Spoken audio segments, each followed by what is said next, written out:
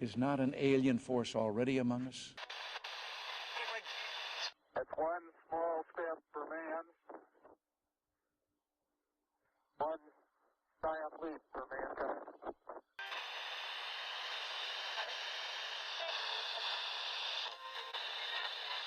From some other species, from another planet, outside in the universe.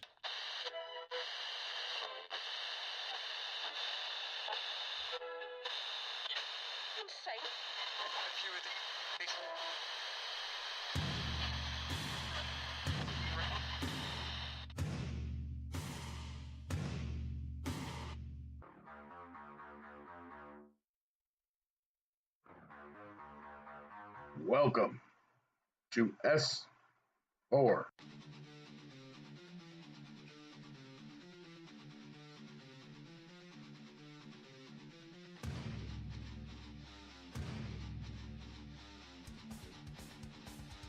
Good evening, ladies and gentlemen, and welcome to S4, the official radio broadcast of Forest Moon Paranormal, with host Eric Cooper and our panel of enlightened minds. Coming to you live from FMP headquarters located in the heart of Skagit Valley, Washington, at the base of the majestic North Cascade Mountains. We will take you through a journey of exploration as we examine every aspect of the metaphysical. From spirits, UFOs, Bigfoot, and conspiracies, to grounding, protection, astral travel, and everything in between, leaving you with a better understanding and comprehension of the world around you, and the entities that inhabit it.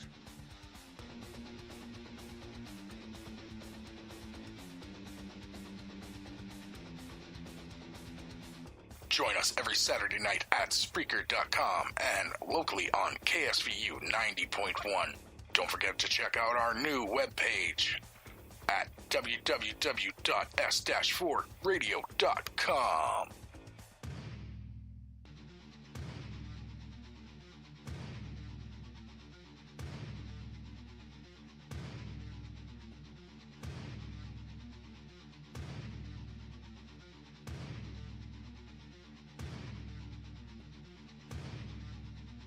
Now sit back, open your mind, get ready, because this is S4.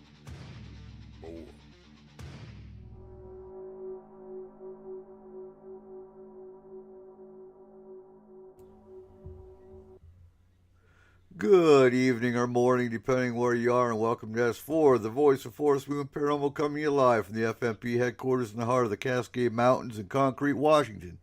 FMP is a highly active emergency response team for all aspects of the paranormal, from aggressive hauntings to alien interaction, Bigfoot and other cryptids, and everything in between is terrifying. S4 is the voice where we discuss these things in detail. Not only can you find S4 right here in Spreaker, but for our local listeners, also on KSVU 90.1 FM from 10 to 12 p.m. on Saturday nights with the pre-recorded shows. So, folks, tonight it's the 20th of April. It's our April Roundtable, so grab that coffee and your cigarettes and get your questions ready in 3, 2, 1. So tonight with us we have Cole Wiglighton, our FMP Lore and Culture Research Specialist and the owner of Statement of Sound DJ Services, Steve Monchok, our drone operator and mountain ops specialist, Rose Thorne, FMP Extended Care Team and Sensitive, Jamie Justice, our resident local guest that pops in occasionally and loves the paranormal, and Dave Scott from Spaced Out Radio. So how are we doing tonight, guys? Awesome. Great. And Thank you so much for having me on, Cope. Oh, always, man, always. And are we ready for the Easter Bunny to come in the morning? No, but we're getting there. Absolutely. Okay. We kind of are. Just a little bit. Well, if you're going to do any hopping, I'll get you on video camera in the morning, Eric. Oh, I'm not doing no hopping. I'm too old for that. Well, they made a pretty compelling Bigfoot one, you know, the big long strides on the beach in California.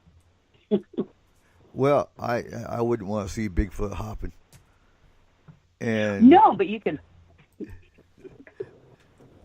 be the elusive bunny, Eric. Yeah. So we did get pumpkins planted. We have garlic planted. I know Cheyenne went out and planted some popcorn, and yeah, we'll see how that grows. But so we're actually working towards having a pumpkin U-pick up here. So that's gonna be fun. Where'd they get a park, Eric? We'll figure that out. I don't see a whole bunch of people coming in here all at once. I couldn't help that one. Oh, That's I what know it. Behringer Farms said. Say again? That's what Behringer Farms in Darrington said, or in Arlington. Right. All right, so it is Roundtable. And, you know, I'm getting all kinds of raised eyebrows about next week's topic, because next week we're talking Hitler, the Nazi Party, Project Paperclip, and, you know, I'm down. Hitler was into the supernatural. He was heavy into UFOs. And so we're going to talk about the Nazi Party and the paranormal. Plus, it's his birthday. Yeah, say again? It's his birthday next week. Oh, that's probably why I scheduled it that way. Yeah, it is. There's usually a method to my madness. I knew that. Oh, God. So, a fleeting thought. So Lorraine Warren passed this week. Oh, loved her. And who is trying to call in?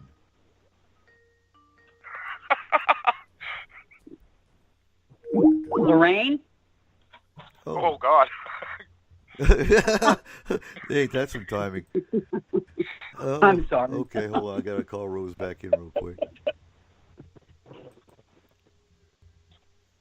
So, what are some of your thoughts about Lorraine? So Lorraine was, I've got to say this, Lorraine. Hello. There you are. Lorraine and Ed Warren, to me, were the godfathers of paranormal investigation. Yep. Whether or not everything was a demon or not, that's always been the big argument, and everything, they treated everything like demons. Well, you know what? That was their methodology. I like watching The Conjuring 1 and 2 because I like the old style techniques they used. They put flour on the floor to watch for spirit footprints. They, that's what they did back then. And we still do that for mice. Say again? We do that for mice here on the farm. Right. The flour. They started paranormal investigation back in the 60s. And you can't take that away from them, whether or not you think, they were frauds or whatnot. I don't think they were. I don't. I think they thought everything was a demon. We still have people that think that way today. So there's really no difference. So, with that in mind, we at FMP and S4 wish her to rest in peace. And to all the fans and family that are in mourning, we're there with you. Mm-hmm. I do have to say, if you don't mind me jumping in here, I was actually quite disgusted with a lot of people in the paranormal field who were using the opportunity of Lorraine's passing yesterday to absolutely rip on the Warrens for what they considered fakeness in their investigation. Look, yeah. I realize there's a lot of people who may not have agreed with their techniques or the success that they had or what have you. And that's fine and dandy. That's good. That's every day in the paranormal. There's going to be people agreeing and there's going to be people disagreeing. And I thought it was very classless of a lot of people, whether or not you agreed with them or disagreed with them or whatever it may be. I just thought, this lady is not even hours dead yet. And people are ripping the Warrens on social media. Whether you agreed with their techniques or whether you believed that they were hoaxers or fearmongers or whatever it is, the one thing that they did was they helped bring the paranormal to the forefront, and they helped really open up the eyes to a lot of people who were very religiously in tune with their lifestyle, and to disrespect because of what you feel, or maybe you haven't even done the research, but you heard a couple of stories, to disrespect like that somebody who has just passed, who is a legend in this field, I thought was pretty disgusting, to be blunt. I mean, I didn't even do my thought of the Dave yesterday. I didn't even finish it because there were so many harsh comments about her passing, and people calling them fakes. There's a time and a place. Exactly. You know what I'm saying? Exactly. And it just seems like people in the paranormal have no bloody clue on what the time is or what the place is, and I found that very disturbing. Oh no, I'm right there with you. You know, I saw some of the comments and completely agree.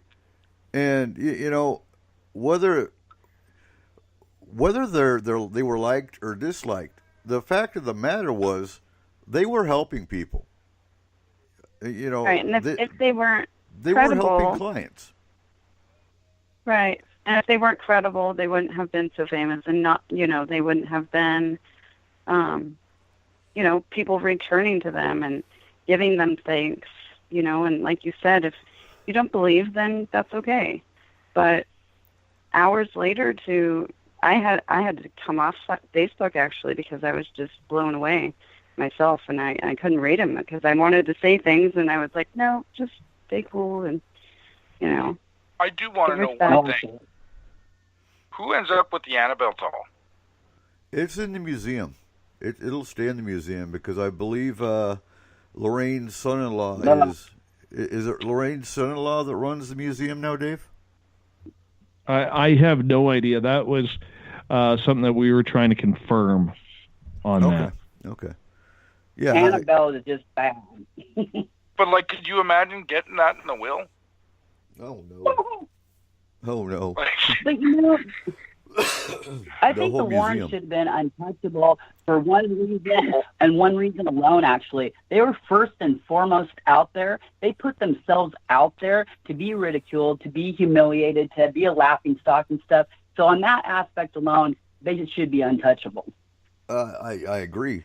Because especially when you're looking at the fact that back in the 60s, the paranormal wasn't even, you think people get ridiculed today having a paranormal experience. Try the 60s. Yeah. Yeah, and I think that they contributed to people actually coming forward and saying, hey, this happened to me, and, I need help. And I was too embarrassed to say anything. And they were able to actually come forward and, tell somebody. And people became more aware and being like, yeah, me too, Well, and that so was I think we got to give credit to them for that.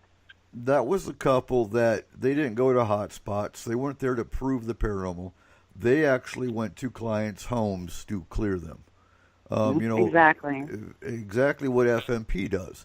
They were emergency responders when it came to demons or, malevolent entities.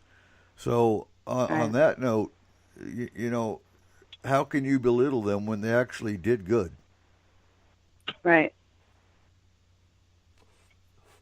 Anyway. Well, it's a paranormal, man. There's always going to be someone.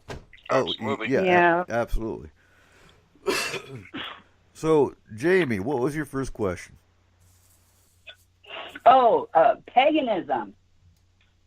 Up here in Concrete, it's a real small community, and people tend to kind of run with the mainstream, the Baptist, the Catholic, Lutheran, and so on and so forth. And when Eric announced the Forest Moon opening, the community, they were actually startled, and there was a lot of fear that was running through people because all they're thinking of is Satan worshiping, pentagrams, goat's blood, animal rituals and stuff.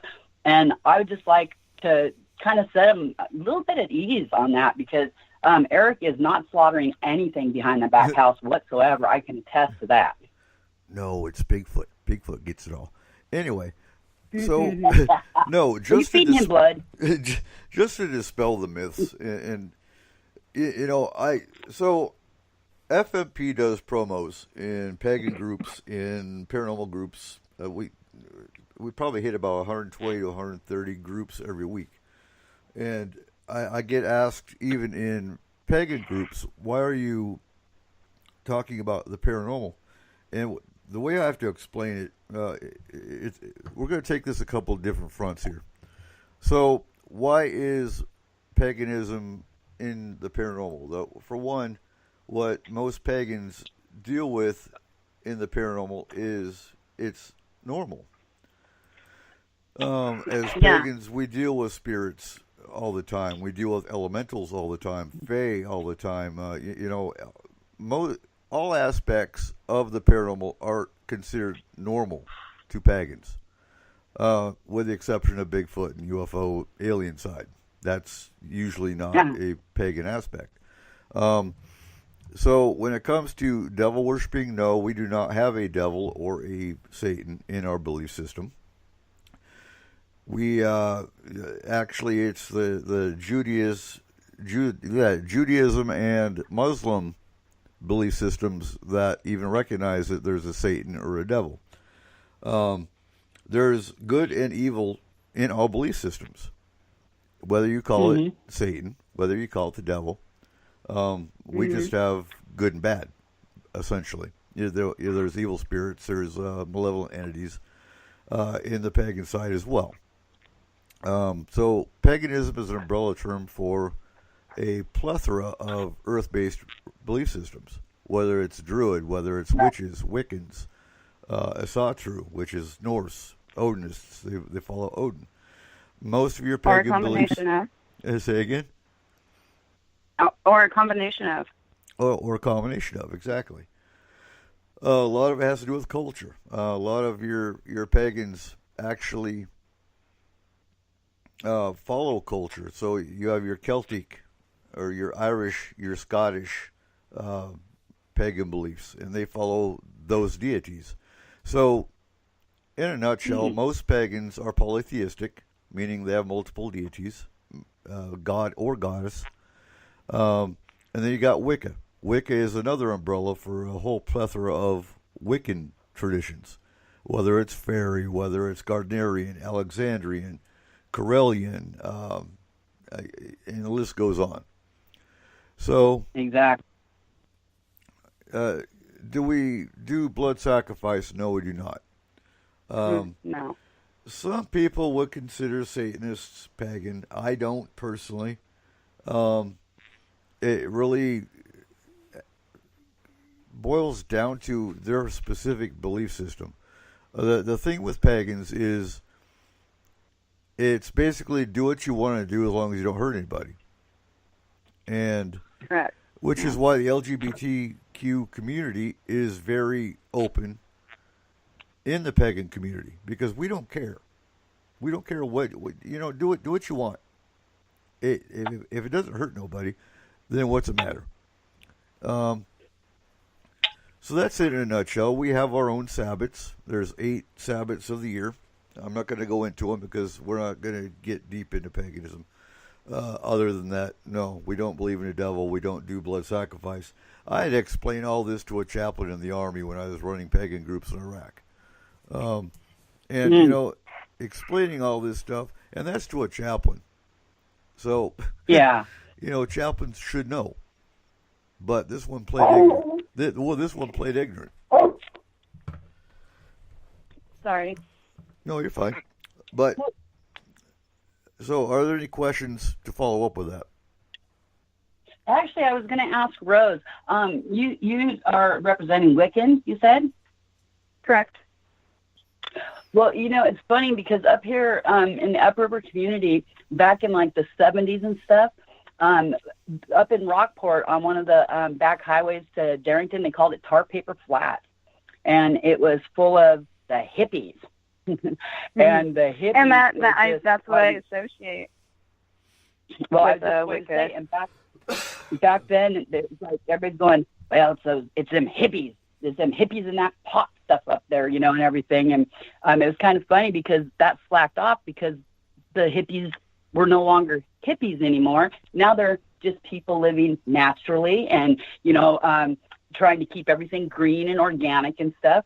And I would think that the people up here would identify more so with you now because everybody's talking about returning to, like even the morel mushrooms. They're saying, well, if you go pick the mushrooms, make sure you put the stems back down there so they can, regrow. And they're into the barter and trading and, they're trying to go back to that way of life some.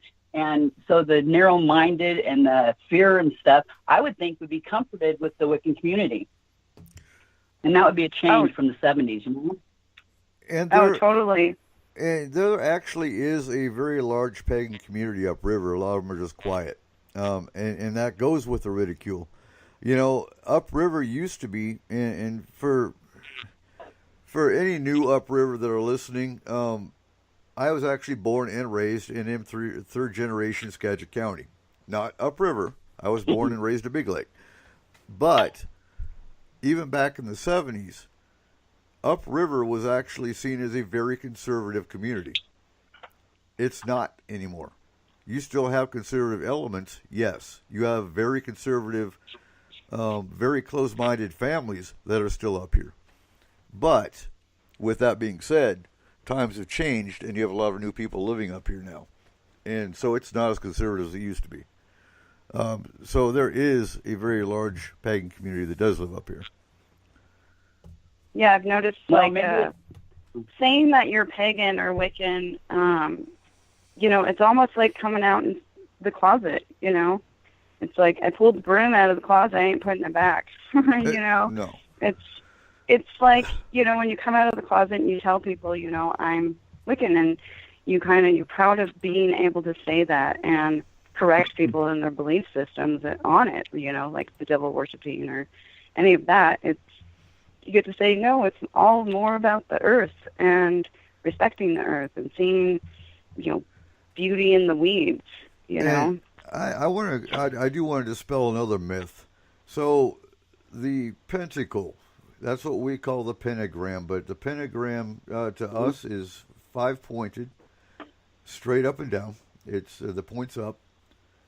The inverted pentagram or the upside down pentagram is what we call the that's where the confusion lies, because it looks like the goat's pointing up, and that is a cult. That's a cult. That is Satanist. Satanists use that as well, but the pagan version is actually symbolic of the 5 elements, and it's the ultimate symbol of protection, and that's the pentagram with a circle around it. That is a protective symbol of earth, air, fire, water, and spirit. Yep, and the circle is the unity of all of them. Right. I would like to see that brought back up here where it's out in the open and stuff, because it is turning back to the nature and stuff. And I think that would be an excellent introduction to the community. Well, there actually is some celebrations that are done upriver, oftentimes at the library, and there's a lot of pagan symbolism and celebrations that are done there on our Sabbaths. So it is here, but the closed-minded. I haven't joined yet. Well, no, the closed-minded are going to stay closed-minded. They just won't go, and they'll never be educated because they don't want to be. That's just a sad reality. Yeah, and that's another thing is do your research. And, because when I was being raised, my mom was Catholic, and it was devil worship, like you were saying. And I actually learned more when I did a religions class in college. And I was like, oh, wow, I just found where I belong, And it was a revelation for myself. And then I explained it to my mom, and she was like, that actually makes sense, and that's okay. And she was accepting of it, because I had to remove those thoughts that she was raised with, Exactly. All right. One thing I think really funny is, go ahead. No, go ahead. One last thing, Eric. Yeah. One thing I do find ironic is, on your concrete page there where, you're a moderator and stuff, the one I don't qualify to do. Eric, people think he's crazy because he says things about pagan and this, that, and the other thing. Well, believe it or not, I'm from Upriver. I'm as homegrown as you could possibly be. And boy, they haven't even seen kind of crazy what I do. That's why I thought it was great. Eric, you won't let me be a moderator on a page, but you put me on live radio? Bold move. I don't worry about it.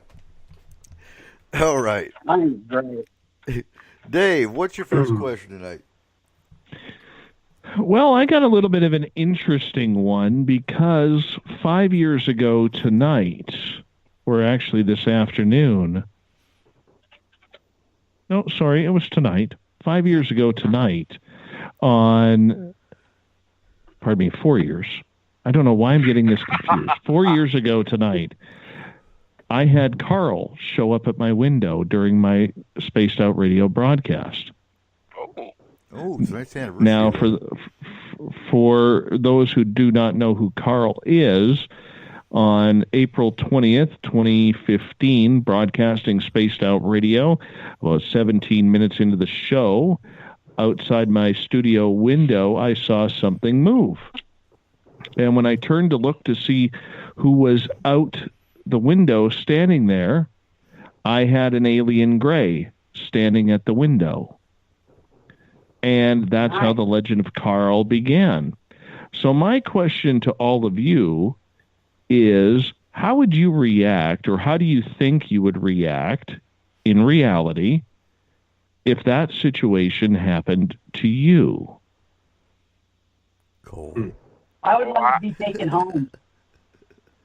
I think I would probably freeze. Just stop.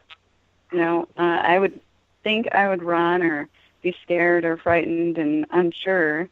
But I think, honestly, I would just freeze and stare. I know it exact. Yeah, like I wouldn't freeze. I would back away slowly. My kids would go into the bathroom. I wouldn't give them a reason. I'd just tell them, get your butts into the bathroom, and I'd be on the phone with Eric Cooper. Eric, what do I do? Yeah. I'd be in the truck rolling to your house. I'd go with them. How did you react, Dave? I would. I don't take this the wrong way. I love hearing the reactions because the most people who have the reactions are so full of crap. And I mean that in a laughing way. I actually froze and I jumped back and I screamed. I did. and then I immediately jumped up. In the meantime, my guest is still barking away in my headphones. I can still hear him. Don't know what the hell he was talking about. And I jumped up to the window and I looked out the window because he was gone. And I figured, okay, if this is a person running away, I'm going to be able to see them. Like, this is all happening in a split second.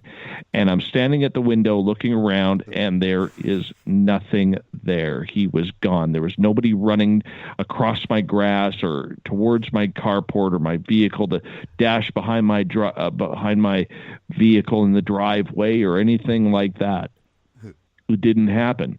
I think one of the most important things we need to remember is we're all, and myself included, we are all tough until we are in that situation. We're all tough. And when you go through a life-transforming situation like that, and it is, you have to understand and realize your mind is trying to comprehend what your eyes are showing it. And when your mind doesn't believe what your eyes are seeing, that is a great debate within one's psyche. And to say, I'm gonna go grab my gun, or I'm gonna chase it down, or I'm gonna go with it, or shake its hand, or give it a hug, or whatever it may be, I smile when I hear answers like that because it's so not true. You're gonna be lucky if you could move. I will. Yeah, that's what I was saying. I would probably just freeze. I didn't say I wouldn't fill my pants as I was taking the kids to the bathroom, okay? I didn't say that either. Steve. But if I may on that one, when I said I would go with them, you have to come from my standpoint up here. I am not, this is not my comfort zone whatsoever. I do not belong here.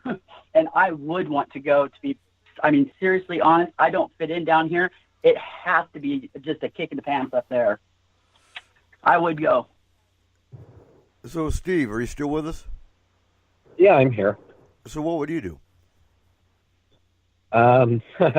Well, some of us, and I can totally understand where you're coming from, saying that you would freeze and you wouldn't know what to do in a situation like that. But there's a few of us out there that have a lot of training and have had a situation much like yourself. And I can tell you just from personal experience, my first notion was to perform self-defense, and that's because my kids were there. But I think in a general situation, if I looked out a window and I saw an alien being standing in front of me, I don't think I would have time to think whether I wanted to run or whether I wanted to defend myself.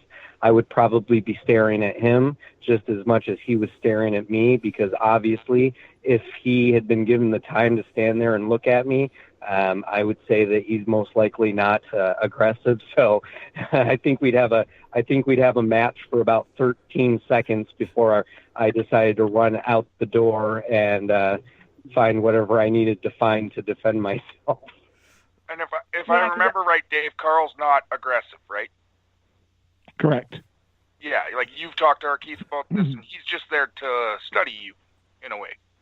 Well, yeah, our Keith was one of the first phone calls I made after the show, and he goes, "Really, you're surprised?" He goes, "Look what you're talking about." And it was funny because our Keith, who didn't know where I lived, didn't know a place, he goes, "You're in a subdivision type area," and I'm like, "Yeah." And he goes, "Your neighbor's house is really close, and there's a little bit of a slope going down." I said, "Yeah." He goes, "That's where his craft was parked." And there was no way that Keith could have known that. Keith barely knows his own city, let alone where I lived. Right. Never seen my house, never been to my house, and he visualized it perfectly. Do you think did he make any moves when you looked out the window and saw him? No, he was dead still. Just chilling. So he couldn't really care less that you saw him. He just was pretty much sitting there eating a bag of chips. According to Keith, according to Keith, if you want to buy this story, and we're going into peak woo here, he literally, I wasn't supposed to see him. And according to Keith, Carl gotten pretty deep crap from his bosses, if we could call them that, for actually allowing me to see him. Yeah, I was going to say, I think he was probably just as curious and maybe surprised that he saw you, and then, he disappeared. Maybe he was the one who reacted before you could. Yeah, right. Could very well be. For Steve here, he's that new recruit that shoots when everyone says don't shoot yet. And like the meme, he just came down for the beer. Yeah. No, the difference is, though, the experience that I had, it was definitely not it didn't seem nearly as mundane as the one that you had. The object that was coming towards my children makes it a completely different situation. If it was just myself, I would have probably just been standing there to see what would happen. I'd be just as inquisitive as whatever it was that was coming to look at me. It all depends on the situation you're put in.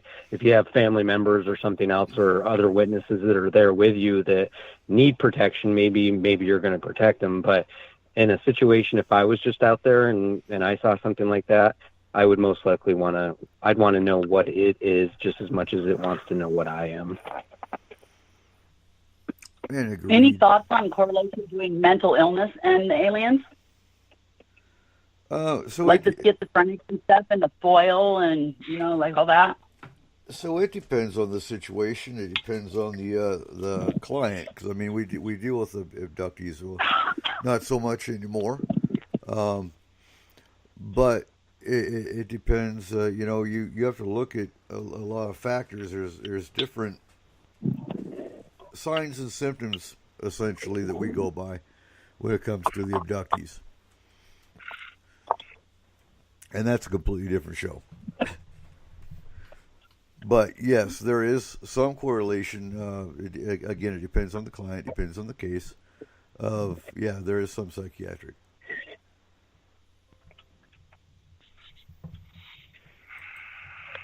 So, Steve, what's your first question? Yeah. My first question would have to do about the idea of religion. Your generalized basic religion, Christianity, Muslims, versus the paranormal. I, every day, now more and more, start to question everything that's around me after getting to know all of you. So when I meet somebody and they tell me that they believe in ghosts or they believe in aliens, yet they're Christians, I often ask them, how can they believe in that stuff if they believe that there's a whole nother world out there beyond our universe? So they'll usually give me some crazy argument. And I guess my question actually is, so when you talk to somebody who is very religious, yet believes in all of this stuff, which in turn makes their religion, makes their beliefs, pretty much negates everything that you read in the Bible, that there's only one thing up there. So how do you then go about having a conversation with that person and making them realize that, well, maybe you need to start thinking more like a pagan or like somebody in Forest Moon Paranormal? Oh, I got a good one for that, because I had that conversation. I had a conversation with somebody who thought they were all demons, and I would actually encourage you to talk to Reverend Keith Bradley, or Pastor Keith Bradley. He's from a United Methodist Church in Wisconsin. He's been a guest on my show. He's totally into the paranormal and UFOs. Totally. Really? But how does he justify the fact that there's no such thing as ghosts as far as the Bible is concerned? In many beliefs. So in your general Christianity, I think the way he looks at it is, first off, let's face it, the Bible's the biggest paranormal book out there.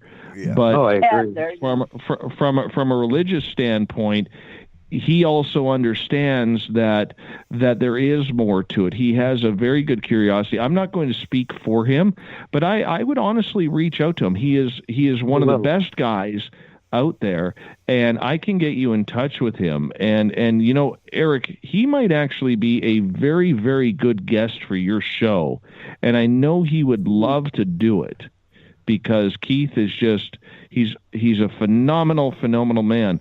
But when I've had this argument with people who are religious, the first thing I always say to them, because I'm a believer in God. I don't go to church, but I'm a believer in God. And the first thing I say to them, I said, can we agree that God is the Alpha and Omega? And of course, religious people will always say yes. I said, great. And then we'll say, we can also agree that God created all and created the universe. And of course, you'll get an agreement on that. And I'll say, and if we look at a scientific point of view, we also know that the universe is infinite because science has proven that, correct? Well, then we get correct. So my question then to you, Mr. Religious Man or woman, is this. How can you be so naive to think that if the universe is infinite, that God only created one living species on this planet? That's a great way of putting it. So, I'll say, remember, I'm a believer. I am a big believer. I'm a God guy. I don't go to church, but I'm a God guy. Okay, but answer me this. Are you naive enough to think that in an infinite universe that God only created people and life on Earth. It's impossible. Absolutely. No. Okay. So, as the token Catholic, can I answer this real quick? Hit it, Paul. So, for me, I am a young Catholic. I'll full out admit I'm a young Catholic.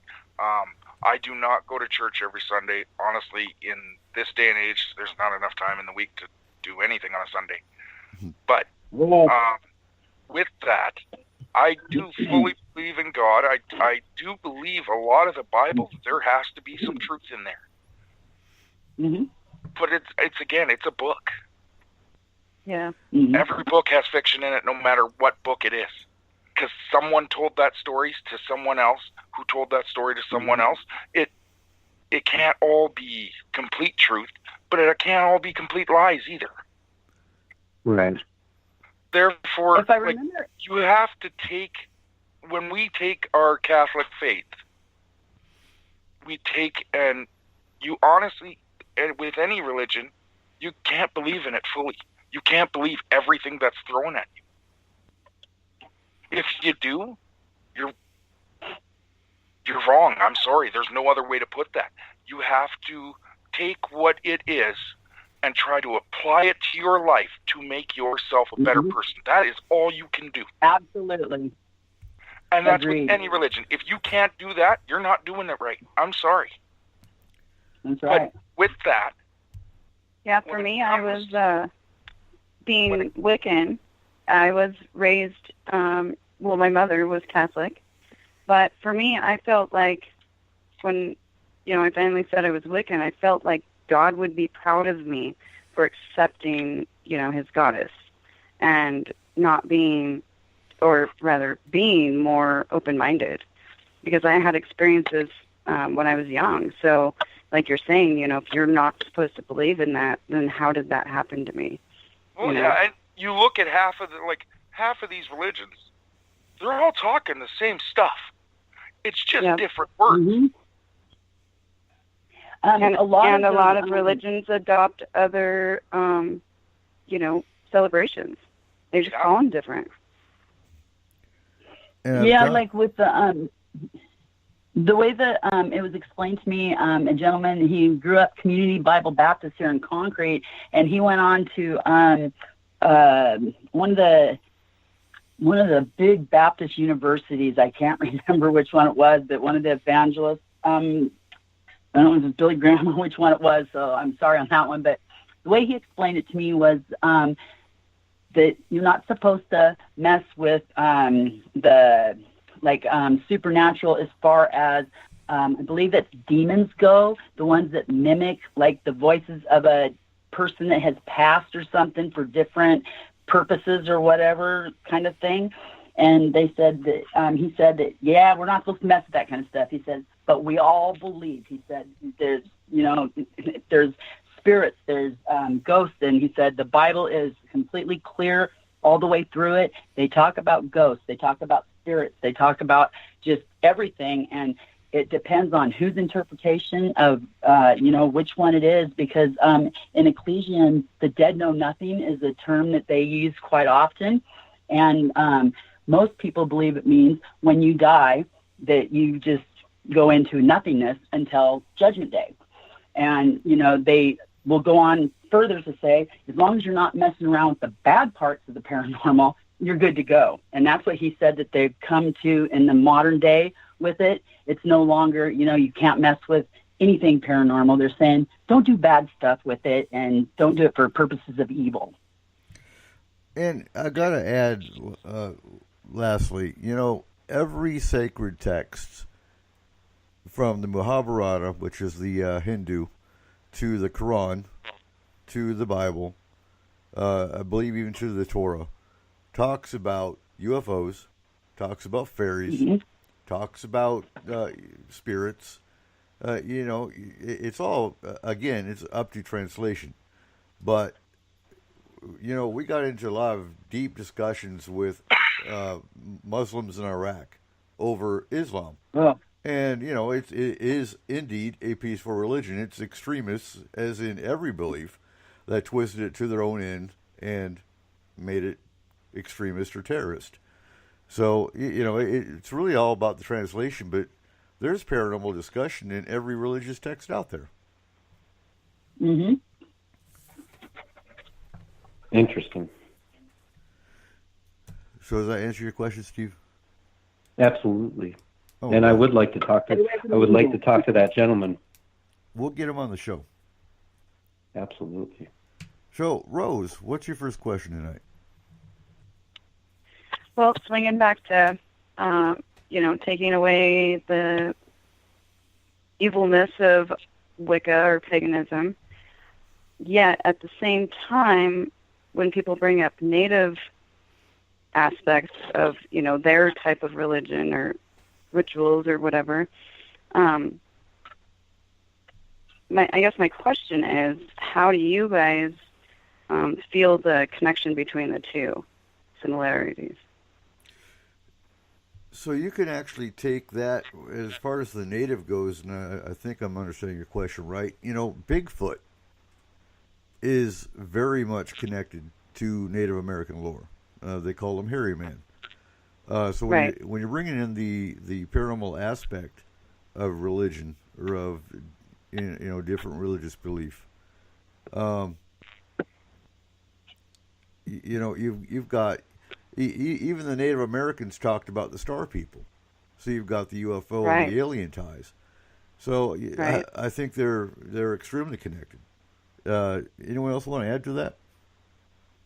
Well, I know, me being from Pennsylvania, most of the Native Americans there were Iroquois, and the Iroquois had stories, and they're still talked about to this day, that there was giants, and these giants were 8 feet tall, and they actually fought wars with them.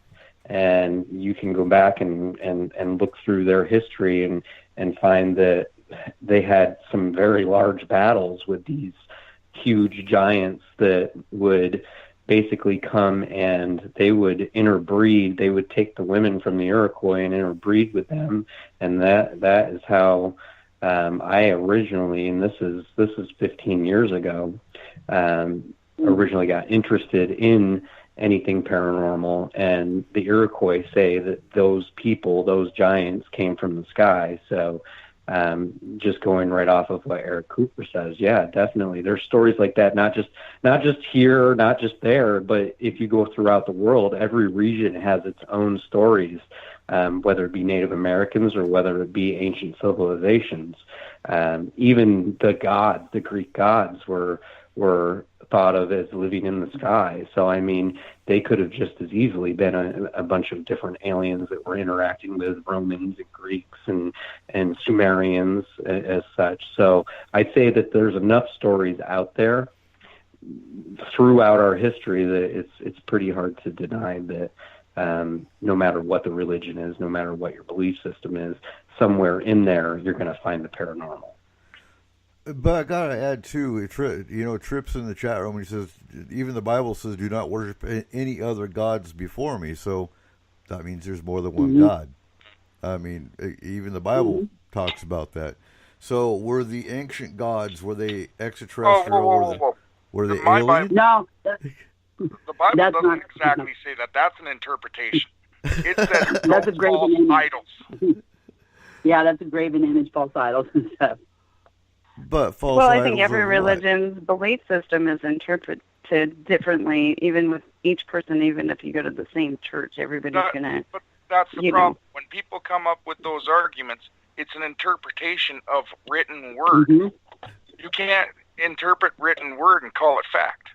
Sorry, that doesn't work. Yeah. Especially, and that's the thing about paganism. Unless you were sitting at the burning bush and heard that conversation, you don't know what happened. So what's you know what I mean? Yeah. 2,000-year-old translated Bibles. So I mean, we've gone through so many translations, we have no idea what the original Bible actually said. Exactly. Like you can't like that could mean anything by this point. It could. Get him, Cole. But I'm going to bring this up, too. So we have the Vatican. You know, the popes even come out. No, but the popes even come out and offered that there is the possibility of life on other planets. The Vatican, which also has, you know, Lucifer, which is a Hubble telescope to look for life on other planets. So what's your thoughts on that, Cole? Well, okay, so honestly, until I met Eric Cooper, no one had ever explained the idea of aliens to me in a way that I fully understood. And he did it in one sentence. How is it possible that there are billions upon billions of planets in this universe and one species one species like us? You know what? That's true. Mm-hmm. But at the same time, I believe in God. I believe God's a scientist. We are an experiment to him. And throughout our Bible, it's kind of an interpretation of that again. But if you kind of look at it, God's we're his experiment. Frankenstein. So, who's to say he doesn't have other ones? That's true. I think the Vatican should go ahead and finance a trip out to space. They can't afford that. They got to rebuild a church. Oh, no, they got more than enough for that. Notre Dame and space exploration. All right, so we're the coming. Pope did not sell that money, Cole. So we're coming down to about 10 minutes before the top of the first break. So Cole, go ahead and start your first question. All right, so my first question actually leads into what I just said. Okay. So everyone knows that last week the church, Notre Dame, burnt down in a fire. And the supposed cause of it, as far as they can tell, was a short circuit of a lamp. Mm-hmm. Right. But it's very conspicuous to me that the gargoyles, which have stood guard over that church, the first gargoyle was put up in 1206. And they've added more to it with each century almost. They were removed last week, right before the fire. These gargoyles are called the Guardians of Notre Dame. This is the worst disaster this church has ever seen. And it's kind of funny that it happens right after its guardians are fully removed from the church. It's because they but shouldn't. Wasn't part of it untouched?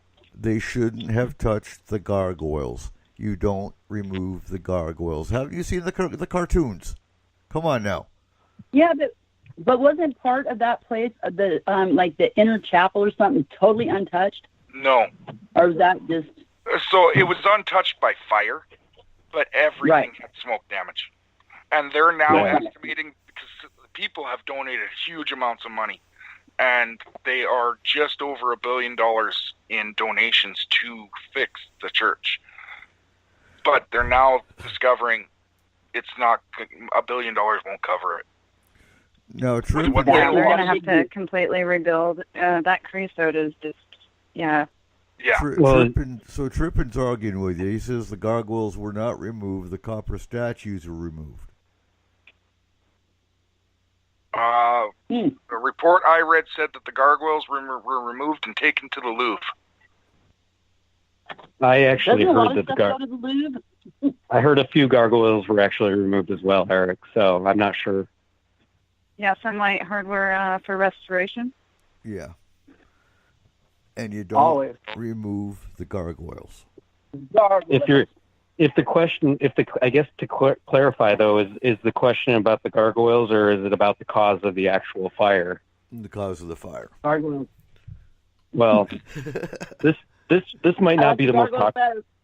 This might not be the most popular view, but I believe that it was set on purpose, and they had come out with a report about what was wrong that caused the fire before they had even investigated it. So, as far as I'm concerned, it probably has something to do with all of the fires that have been happening throughout the entire world lately of Christian churches. So there's definitely something going on there. Christian Catholic churches are getting burnt down. So I don't see Notre Dame as being anything different, especially since that's one of the most iconic churches in the entire world. It would be a target for multiple different groups. So I think as we go further and further into it, and more people do their own investigations, we'll have different stories about the actual causes of that fire. But do you think there's any part of it that could have been part of the supernatural, like the part of the paranormal that? Well, I mean, Just not the church. we're calling religion supernatural, correct? I'd say so, yeah. Whoa. Then if it was a bunch of Muslims that burned down the church, then yes, it has something to do with the supernatural. Did he just say that? Well, that's just a theory. I mean, it could have been anybody, and I'm not against nor for any religion on earth, because I believe that organized religion is the bane of man, and it keeps us held back so far compared to where we would be right now if everybody was able to think with a free mind. So I believe, like I'm sorry, what his name was it Dave? Dave believes in God, but doesn't believe in a lot of the things that go along with the church. And I kind of am somewhat the same way. I fall a little more towards the atheist line, but there's a little bit of agnostic still in me. So as I look at the world, I see everybody fighting over what they believe the correct natural belief is. Exactly. So I kind of see that as what was the main cause of the Notre Dame fire. So in any sense of the form, yes, that fire was caused by supernatural beliefs. So in the end, there you go. What's interesting with all that too, though, is that, like Cole and I were talking about this just the other day, that fire pulled all the religious communities together, to include the Muslims. And I have a hard time saying that. There's difference Go between ahead. Muslims and Catholic Church.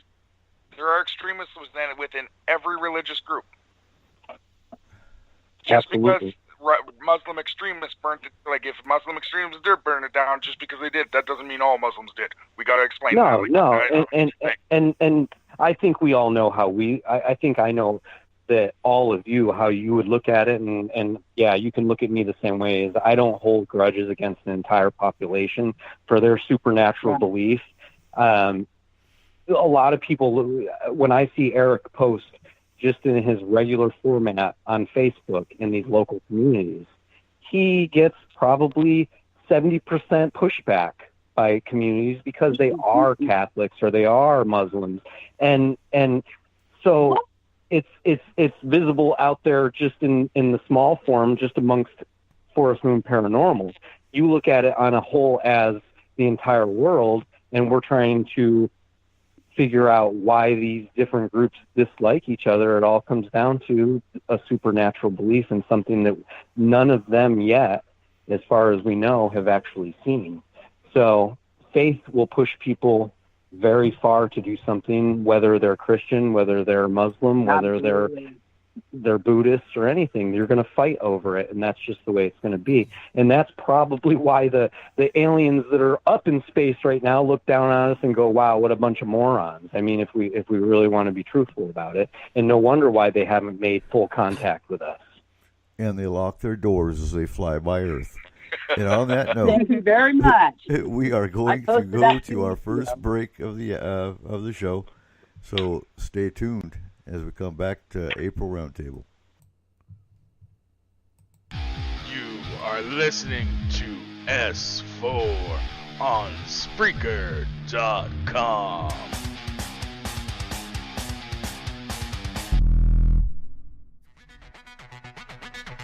Come get spooked at the 4th Annual Forest Moon Paracon in Cedar-Woolley, Washington, Saturday, September 28th.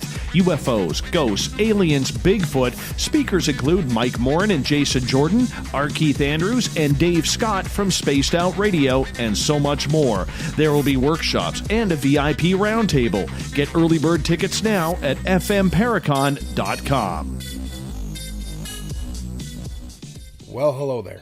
Us here at S4 would like to remind you out there that the UFOI team weekly meetings are broadcast live on Facebook from Denny's, where America eats, each Monday night, 6 to 8 p.m. Pacific Standard Time at UFOI Team on Facebook. The UFOI team's gear, product store, and newsletter are located on their website at ufoiteam.com. To contact the UFOI team with your sightings report or a paranormal story, send an email to theufoiteam@gmail.com. Keep looking up and tell us your story. Forest Moon Paranormal is a non-for-profit emergency response team that handles all aspects of the paranormal, helping you, your family, friends, and community since 2004. Whether you're having a problem with hauntings, spirits, Bigfoot, other types of cryptids, or UFO activity. Maybe you're just unsure of what's bothering or terrifying you. Or maybe you're just afraid of criticism and disbelief. FMP is here for you. We handle cases globally and locally from our headquarters in Skagit County, Washington. We never accept any form of payment for our services and are 100% confidential. You can find us on Facebook under Forest Moon Paranormal. You can private message us for assistance, or just come join in the discussion and become part of our growing FMP community. Hello, my name's Cole Wegleitner with Statement of Sound DJ Productions. We do mixing, monitoring, recording, and editing for all your audio needs. For our local listeners in the Skagit area, we are taking bookings for your 2019 events and parties. We have a wide array of music from any genre. Please allow us to help you make these memories last forever. Contact us at 360-999-2830 or on Facebook at www.facebook.com/SOSDJPro.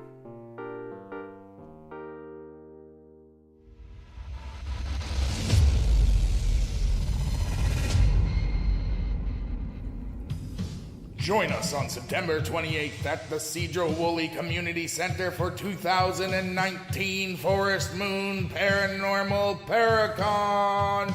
VIP All Access passes on sale now at fmparacon.com. Your pass includes all-day admission to see the speakers and workshops, the Ghost Walk, a special VIP workshop, a special roundtable with the speakers, a Paracon t-shirt, and an FMP Paracon swag bag.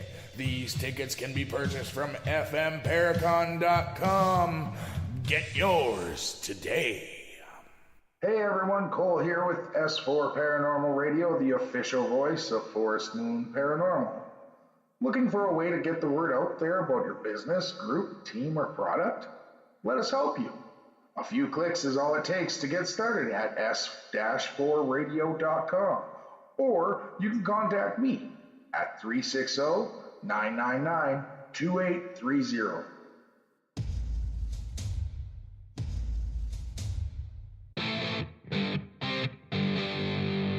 Welcome back to S4 with your host, Eric Cooper.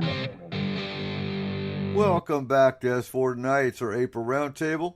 Don't forget, you can also find the archives at our Spreaker site and on the S4 YouTube channel for all the shows you missed in the last, oh God, it's going on 3 years now. So, anyway, back to the show. So, Dave, what's your second question tonight? Mr. Scott, where you at? Oh, we dropped him, I think. Did we drop Scott? Okay, cool. Go ahead and take the next question.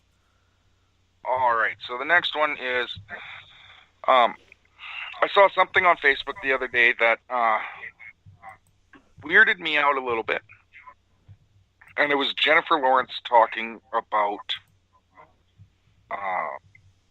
what we need to do to fix this country. And I'm seeing that a lot on different platforms like Facebook and Twitter, that they are getting on there and they're representing what they believe. There we go. My question for you guys is, why does that work with political ideas, environmental ideas, but when it comes to a famous person talking about the paranormal, everyone says he's an idiot or a nutcase, or he or she?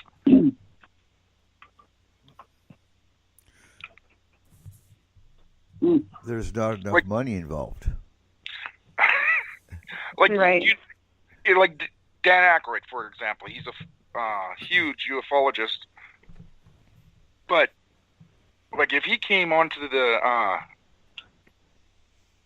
Facebook or Twitter and started talking about how we need to fix the government and everything, but people would eat it up. But when he starts talking about what he does, unless you're already involved with the paranormal field, you just ignore him. Yeah, you know and he becomes a crazy nut. Yeah. Yeah. I think it's because of Hollywood. I mean, I think your own question there is answered by the people that actually talk about it, because in Hollywood they make aliens out to be as warlike, and all we should do is try and vanquish them from Earth, and it's a fantasy. And I think Hollywood and literature has pushed people to believe that aliens can be no more than what you see in a book or on a TV screen. Okay, I can see that. And I agree with that. We need to go back to the olden days of, like, well, not the olden days. Okay. That was a dumb term. I'm sorry. The 80s and 90s, where we had E.T., Harry and the Hendersons, friendly stuff. Well, but we had Ronald Reagan back in the 80s. That's true. Oh, my. I mean, and he was a believer. If you want to talk any president that came out and talked extraterrestrials openly, was Ronald Reagan. Yeah, I mean, Star Wars was not only to stop the Russians, it was to protect us from outside forces. Mm-hmm. His words. So what do you think about all that, Dave? Well, there's a lot of ways you could think about it. I mean, don't forget, Jimmy Carter also spoke quite a bit about his own UFO sightings that he had when he was the governor of Georgia as well. We've had lots of politicians come out and discuss this. The problem is you have a mainstream media that hasn't taken this subject very seriously. And it's not because they're infiltrated, or it's not because they are trying to hide the topic because they've been told by government officials you can't do that, you can't talk about that. No, the media just hasn't wanted to cover it because they think it's a non-story and a non-issue. So when you have all of these people out there who are trying to bring this to the forefront of everything, the public is the ones to be at fault here.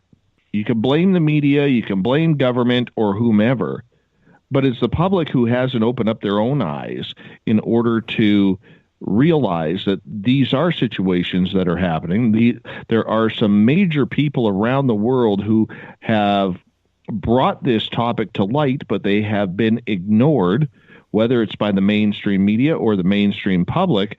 And I don't think the public really wants to believe in this because it would scare them. People don't like to be scared. And that's what it comes down to. But, yeah, and that's actually your topic for Paracon, I believe, isn't it? Media influence. Yes, it is. And so the question wasn't so much politicians as it was celebrities. Because... Jennifer Lawrence being the Hunger Games spokesperson, who is she to even know about politics? I mean, her own words, she's not politically educated. With the question, I'm not saying that not everyone has a right to voice their opinion, but she's a huge influence on the public. Mm-hmm. Yep. And she's using that influence in a political way. They need to be responsible. Yeah. But, why do we look on them as nuts as soon as they talk about UFOs? It's not. To me, it doesn't make sense. we believe everything they freaking say when it comes to anything political or environmental or anything like that. But as soon as they start talking about a topic that is not comfortable, they're not. Well, and like you, and I want Dave's input on this too, because like you and I were talking the other day, we were talking about this very topic because you were talking about the questions. But Tom DeLonge, went from Blink 182 to all of a sudden to the Stars Academy. I mean, there's a prime example of a celebrity that went from being a rock star to the paranormal field in one clear swoop.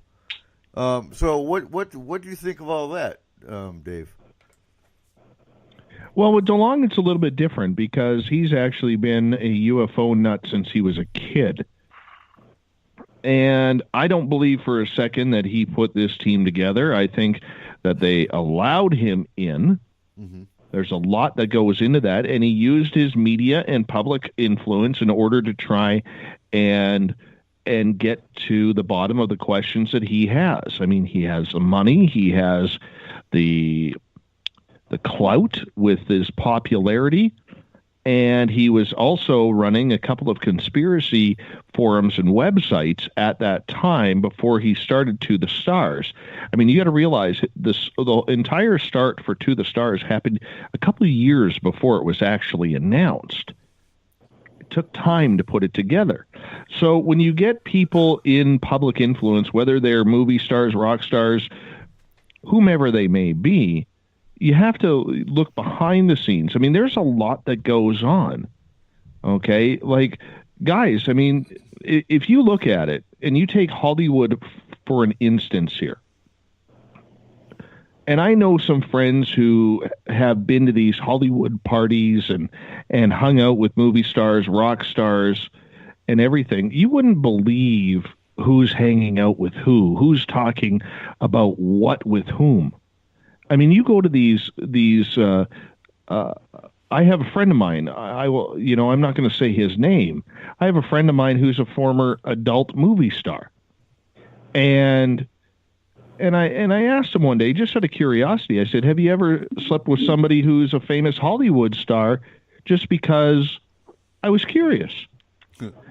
And he started listing off name after name after name. Because these people, doesn't matter what scene you're in, they all hang out together because they all have a couple of things in common. Number one, popular people hang out with popular people. Number two, good-looking people hang out with good-looking people. Unless you're like David Crosby or somebody like that. And they also talk. They talk a lot, whether it's about the politics, the government. And there are a lot of famous people out there who will never tell you they're Republican because Democrats control the music industry, they control the movie industry, and they want to work. So there's a whole lot of political finagling going on.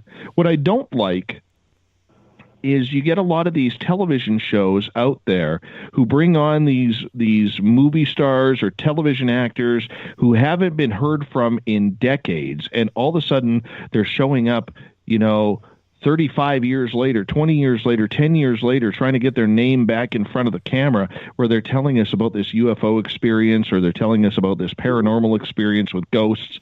And I laugh every time. I'm like, really? You're really trying this angle to get your face back in front of the camera for another 15 minutes of fame?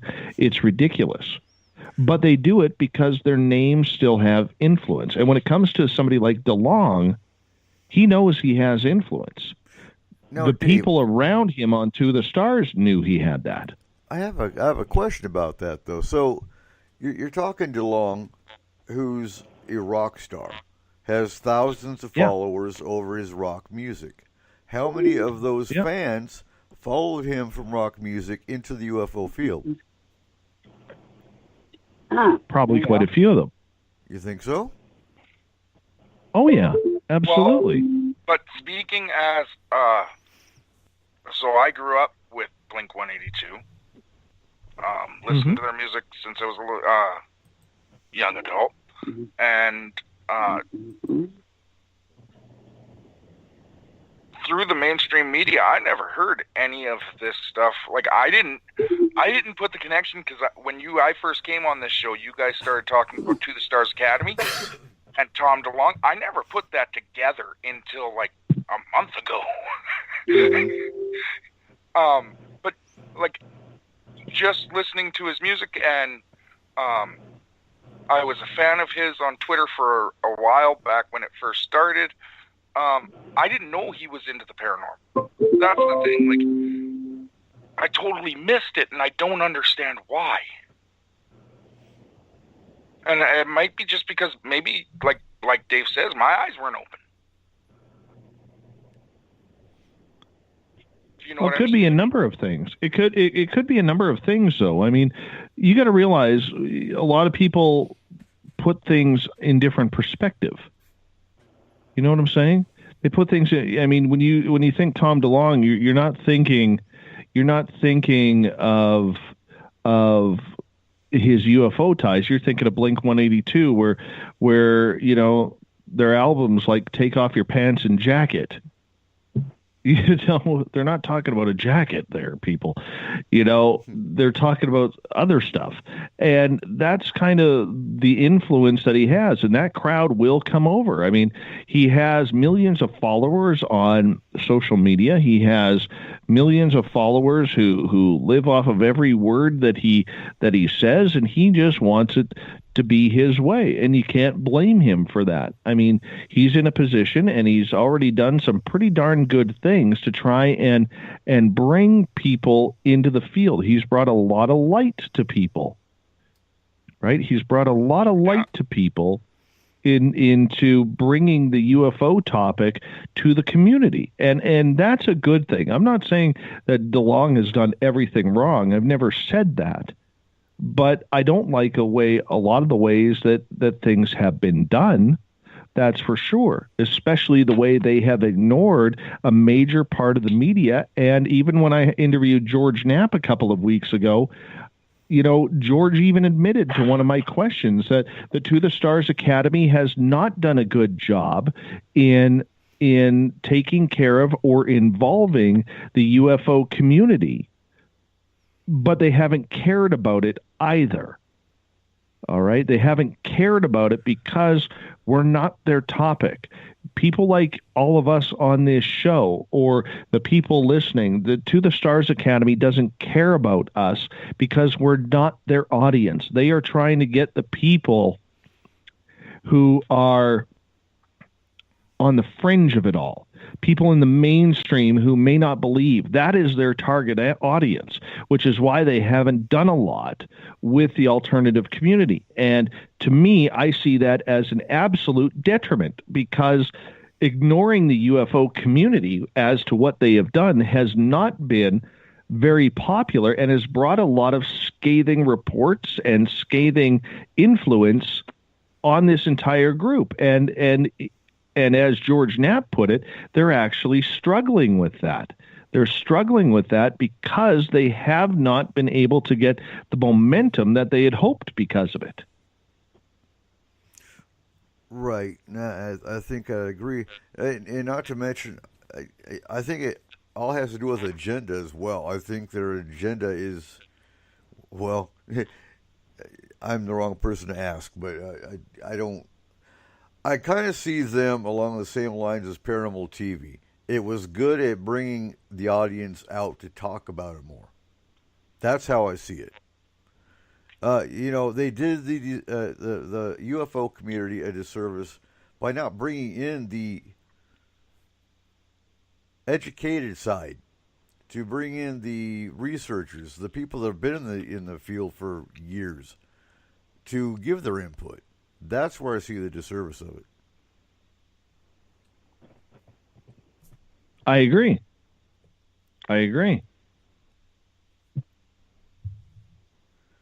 So, okay, moving along. Steve, what's your next question? It was going to be a totally different topic. Now I'm going to stick. Oh no, that's the joy of Roundtable. We jump from topic to topic. So, me coming into this as being in the tech side of this, I would like to know what, basically for people out there who know nothing about this, much like myself, what are some of the tools and items that we need, and how do we use them to detect whether it be alien life or spiritual life? What should your average Joe that does not have all that technology or the know-how, what should they do if they experience this and they have nobody to talk to? You know, and I know I keep picking on Dave, but Dave just got back literally minutes before the show, back from an investigation. What did you use on your investigation, Dave? And then I'll jump in. Equipment-wise? Yeah. Tech-wise. We had, let's see, we had 3 different tour guides today. In my group, we had 5 K2 meters, and we had a SB7 ghost box. Okay, what's a K2 meter? Which was actually kind of funny, because on the SB7 ghost box, we actually had a young lady on our tour called a bitch. Wow. That's not nice. Oh, it's common, and that's exactly what I said. That's exactly what I told the guy. Right? I said, that's not very nice. Don't do that. You know? But on the flip side, we were able to, we used the K2 meters, which is like an EMF type detector, for a couple of reasons. Number one, they are cheap. And we want to, on our tour, give as much equipment to our tour guests as possible. And we also used a night vision camera. Mark in his group was using a night vision camera, and Tara was using a paranormal puck, which wasn't really getting much action whatsoever. But K2 meters are easy. They're easy for people, especially with no experience, to use. As long as you keep them away from your cell phone, you got your cell phone on airplane mode, they're going to work. If you are not in a very electrified environment. Mm-hmm. So I'm big on those because they're simple, they're easy, and I don't know if I trust a lot of the other equipment, because how can you? It's never been proven, because the paranormal hasn't been proven.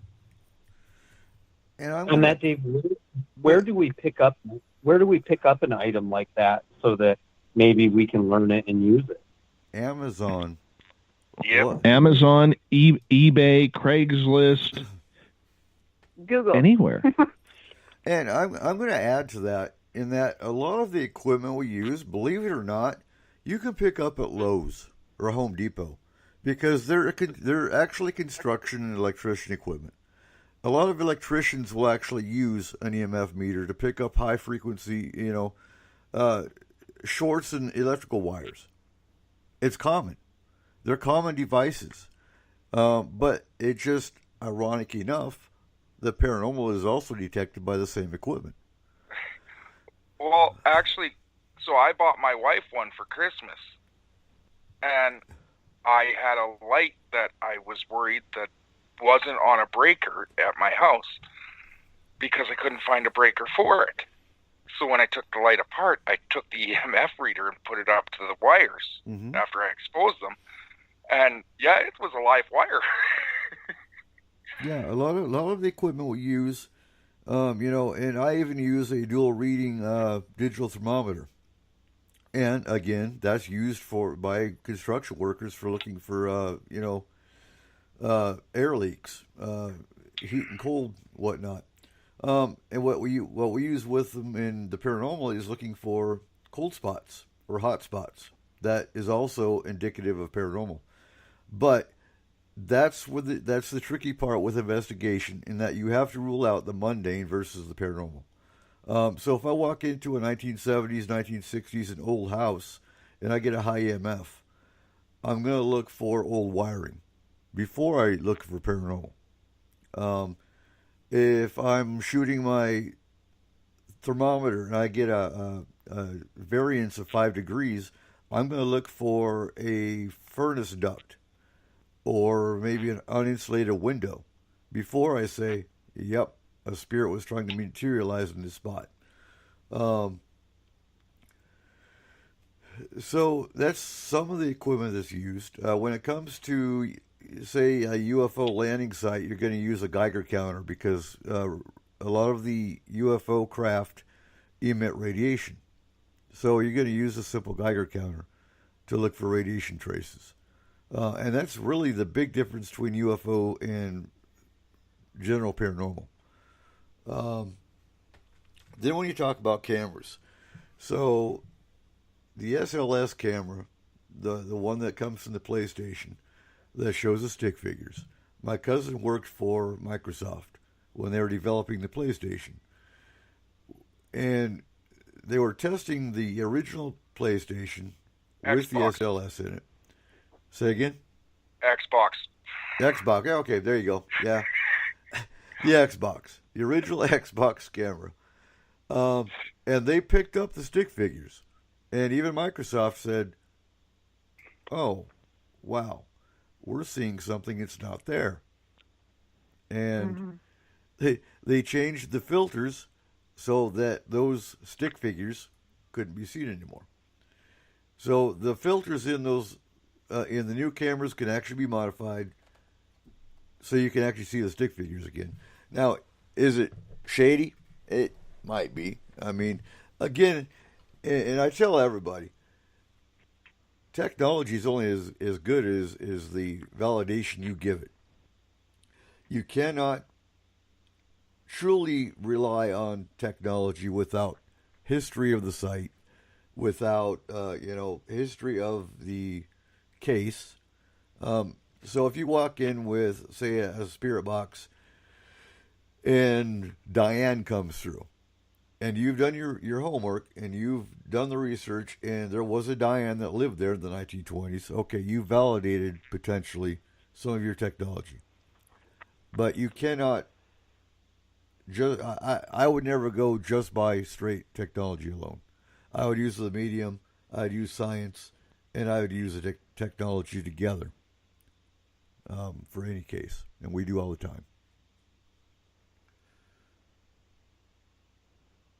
So did I answer your question, Steve?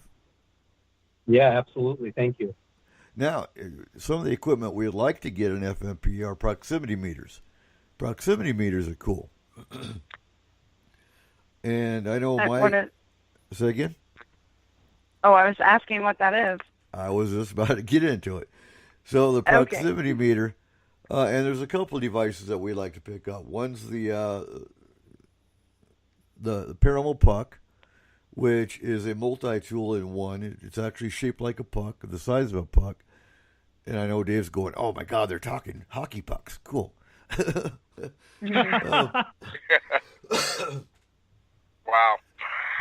So no, the paranormal puck actually has a no stereotype there. Oh, yeah.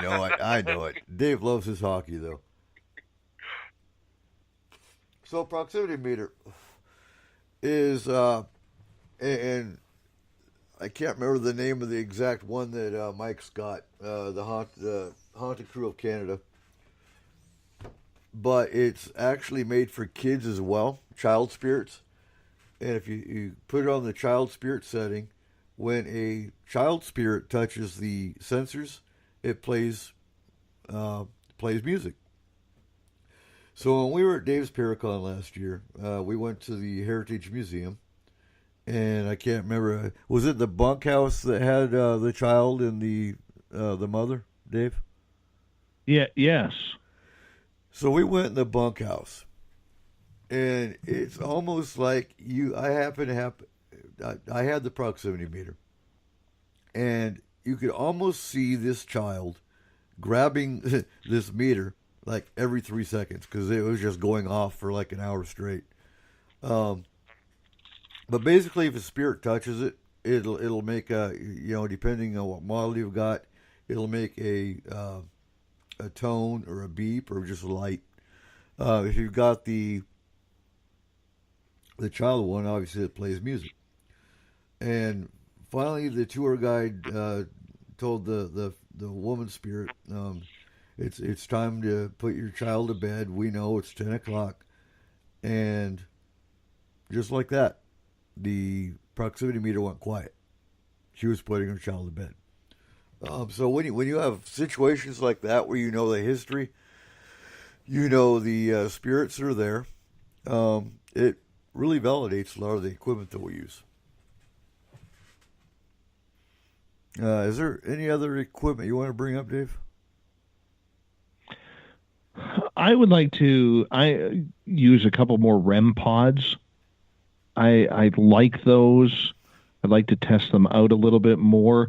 But for the most people out there who are listening, you don't have to go buy a ton of gear. Okay, it's not about spending hundreds or thousands of dollars. Now, there are some people out there who get absolutely addicted to the technology. I think in a way we are all like that. Look at our cell phones, look at our PlayStations, look at our iPads and computers and everything like that. But when it comes to ghost hunting, if you talk to some of the best out there, and I'm talking people like David Weatherly, John Tenney, yes, they have the toys, but it always comes down to one thing with them, and it's their most important tool in their toolkit, and that is their own intuition. Indeed. They rely more on their own intuition than they do for anything else. It doesn't matter if you've got a $50 K2 meter or a $1,500 FLIR. It comes down to intuition, because sometimes that technology is not going to pick up what you feel. It's not going to confirm what you feel. And if you're going into a paranormal investigation and you are not using your intuition, you're leaving one of the most important tools out of your toolbox that's out there. Because you're not conducting anything scientific. So get that out of your head right now. You're not conducting anything scientific. All right? No. Just use your intuition. Do what you're supposed to do. So wouldn't the number one piece of equipment you'd want to take on any investigation be a journal? It would. Definitely. I want to take my intuition. Well, I think that's me. No matter what. That's my biggest tool is myself as an empath. Like, my house is full of spirits, and my husband was awesome and got me the SB7, and so we were able to actually capture many names, and we were actually, I was able to, let a couple know that they were passed and that they could go, and then kicked out a couple that, had been influencing our house and stuff. So being able to use that tool along with myself, it was confirming for one. And then, like you said, intuition, you got to take that first. And you have to have an open mind, and those feelings that you get, you have to realize, like, wait, I don't always feel that way. So maybe there is something here. Like, you guys were saying, having those extra tools is, once again, confirming what you felt. And, I like Tripp's comment in the chat room as well, a pendulum. They're cheap. They're effective because, a pendulum just reads energy. And that's really all you're doing with all the tools we use. The EMF is reading energy. The spirit box is capturing energy. A camera is capturing energy. It's all really energy. And, when you're feeling your intuition is feeling energy. So that's really what it all boils down to. And you're absolutely right. You don't need to go out and spend $1,500 or $100. Most of the devices we use are $20 and under, with the exception of cameras. Now, you could sit and talk cameras, for an hour or so. And, we have a night vision camera. It's all in one. It's video. It's still, and it's just a basic camera. I do think old school is better. I think a film camera versus digital is much, more reliable in that it can't be manipulated as easy.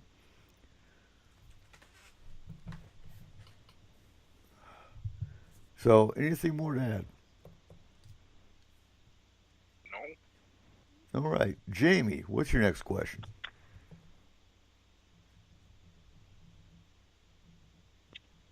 Is Jamie still with us?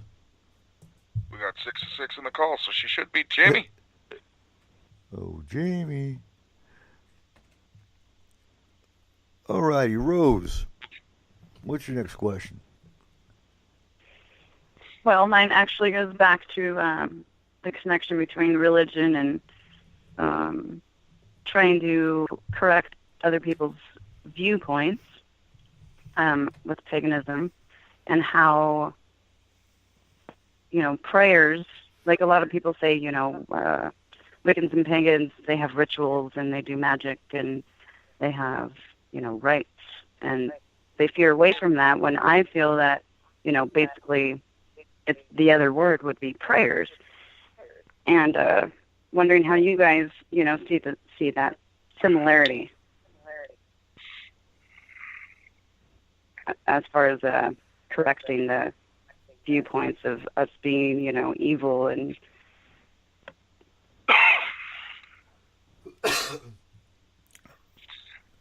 I think, go ahead, Cole. No, you go ahead first. No, you go ahead.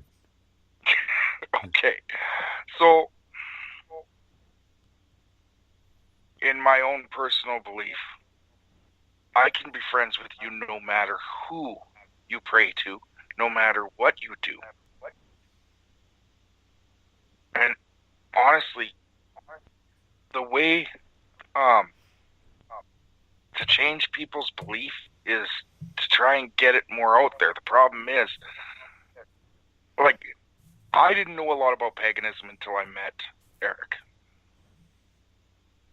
I saw what people were seeing, like what you see in the mainstream media about it and what you see on Facebook about it, and there is a lot of crap out there about it that is very obviously wrong. And I can't answer how to change people's minds on that. Because there's always going to be stupid people in the world. I'm sorry. That's just the downright truth. And I'm not trying to be a jerk to anyone on that one. I'm just saying, unless you can have an open mind about these things, it doesn't mean you have to believe in them. It just means you have to accept other people's beliefs. And until we can all do that, there's no way to change their minds.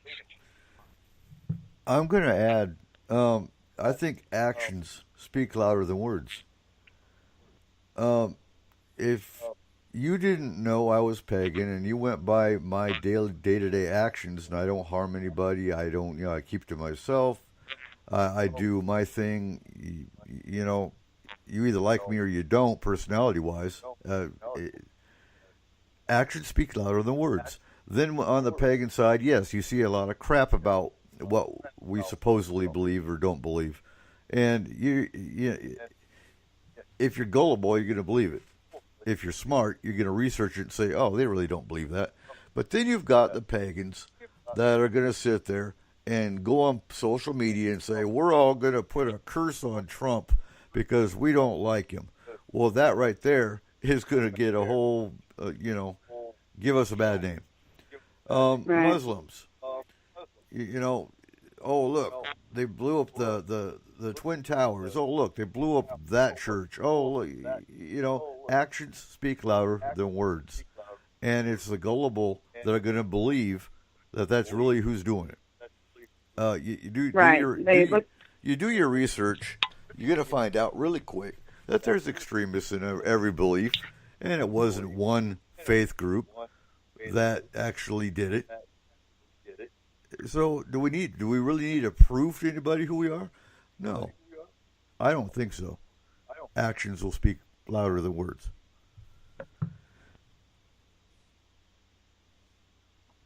I'd say I agree with that. Like,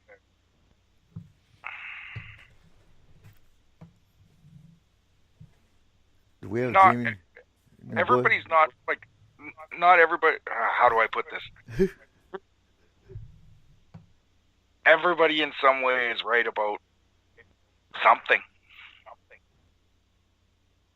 So how can we sit here, like anyone sit there and say, no, you are completely wrong? Everything that comes from someone's mouth is an opinion. Yeah, and most of those people that I encounter are people who aren't willing to educate themselves on whatever religion they disagree with. And that's, I feel, is one of the biggest problems, is that nobody's doing the research. No, and I agree with that. Like, Eric, I ask him questions about paganism all the time because I know nothing about it. But it comes down to education. It comes down to, and you're not going to educate the closed mind. You just won't. So why even try? I can't wait till somebody famous, portrays us in the way that we actually are. Because these, like you guys were saying with the media, it just can make it look so bad, not just with paganism, but Muslim as well. That's becoming part of, the group that is evil now. When you actually research the religion, it's actually quite beautiful. Don't harm people, help your neighbors, and I don't know, I struggle with the fact that you just can't get those people who are telling you, you're a devil worshiper, to do the research and see how beautiful these religions are. Here's how I see them. And I already said it. Who cares what they think? Now, until they show up in my front yard with a pitchfork or a gun, I'm not going to worry about it. They show up in my front yard with a pitchfork or a gun, well, that brings it to a whole nother level, and I'll react appropriately. But, if they're not doing anything, the only thing I worry about and the only thing I watch is the school. If it affects, if it affects the kids, they're going to have a whole nother issue on their hands. But if it's not affecting me, I'm not worried about their closed mind. Now, I was raised Assembly of God, to where I went to church Sunday morning, Sunday night, Wednesday night, Christian school my entire life, Jimmy Oswego Bible College first semester. And so I know Christianity very well. I know Islam very well because I spent 2 years in Iraq. And within that 2 years in Iraq, I spent 6 months straight with the Shia Islam. We had Turkish special forces that came to our pagan group every night. So we learned and we asked questions, and that's the best way to learn about a religion is by asking the right questions. Well, asking questions in general. And, we had Buddhists that came to our group. So we learned what the Buddhist belief was. So when it comes down to it, ask questions. Find out from people of those faiths. Don't go by the internet. Don't go by books per se. But talk to the people that practice those faiths. That's how you find out. The ones that don't want to find out, the ones that want to believe what they hear or read, aren't worth trying to prove anything to anyway. But I gotta say, that applies to everyone and everyone. Doesn't matter what religion you are. You gotta talk to the person, not the religion. Exactly. Whatever religion they are, that shouldn't matter. That's their business. Yeah, I agree. Base your thoughts on what actions they commit, what they say to you. Other than that, it doesn't matter. It shouldn't matter. And again, when it does, then that takes things to a whole other level. If it becomes, drama. Well, like I have people who don't like me just because I'm Canadian. I have people who don't like me just because I'm Native. I have people who don't like me because I'm a Catholic. You don't like me, you don't like me. I don't have a problem with that. And Tripp says, why does religion matter? And I completely agree. Exactly. So, Jamie, are you with us yet? Nope, she's gone completely. Okay. Okay, so Cole. No, Dave. Dave. What's your second question? Yes. Oh, my second question for the night would be the fact that it is now getting into a lot of times when people are starting to go outside and do a little Bigfoot hunting. Mm-hmm. Excellent. And as people start to head out into the forest and start looking for this anomalous creature, call has been forwarded to an automated voice messaging system. 360-853. I would mute that. Mute that. Did. I already got it. Yeah. All right. Go ahead. But anyways, what I would suggest is that, we have a lot of people heading out into the forest to look for this creature. What should we be looking for? Should we be looking for the creature or looking for the signs and the clues that it may be around? You're never going to find the creature. I'm sorry. That's never going to happen. He's too good. Saying that you're never going to find him means that nobody will ever see him, and people see him all the time. No, but you're never going to find him. What I mean by that is he's never going to walk into Seattle and say, hey, I'm here. Okay. You know what I mean? That's why I said the forest. No, but not the suburbs. But what I'm saying is we're never going to get him out to the public.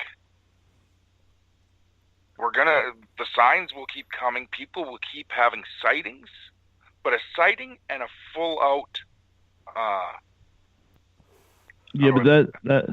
That's not what I asked, brother. Okay, sorry. What I said was, and I'll repeat it here because. Thank you. Is should we be looking for the creature or looking for the clues around it to try and find the area? So instead of looking, because I'm a firm, and I'll expand on this. I'm a firm believer that you don't find Sasquatch. Sasquatch allows you to see him.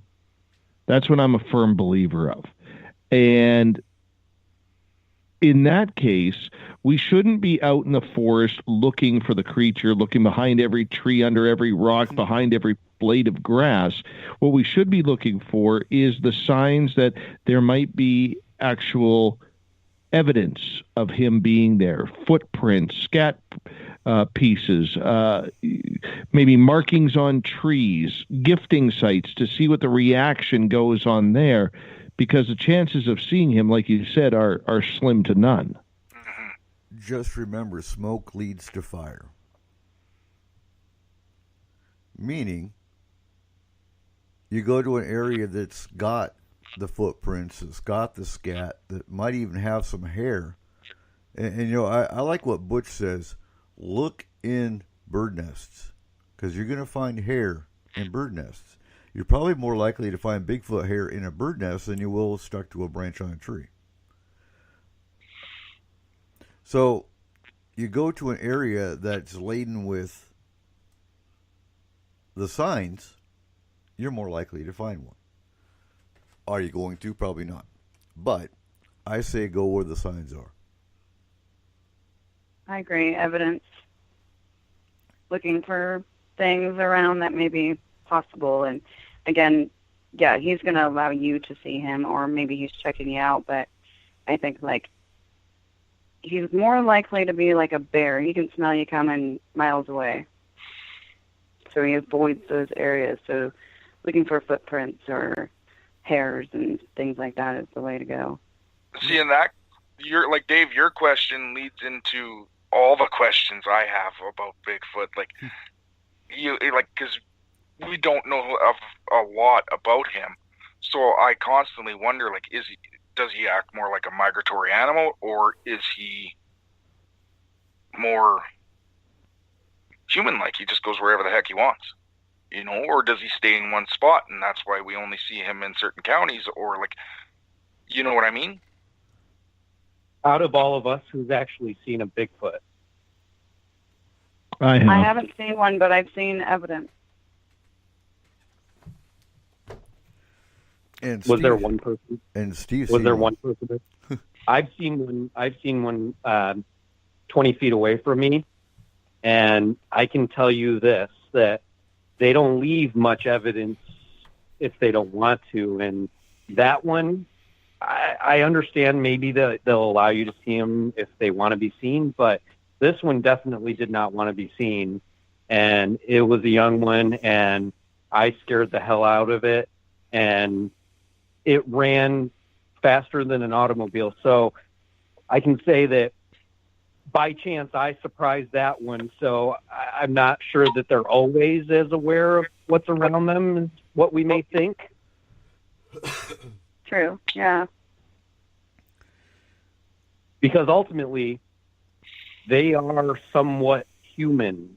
They have a lot of the same features. This one stood up just like a normal person would do. It looked over its back shoulder just like a normal person would do. And it was scared to death of me, just like a young person would be if a car came up around a corner in the middle of the night and it was sitting in the middle of the road playing with rocks. So whatever I came across that night, which I believe, and I think Eric believes as well, was Bigfoot, it was very surprised by me. Now, that being said, when we went back a few days later and we made certain sounds, it called back to us by hitting a tree versus a tree.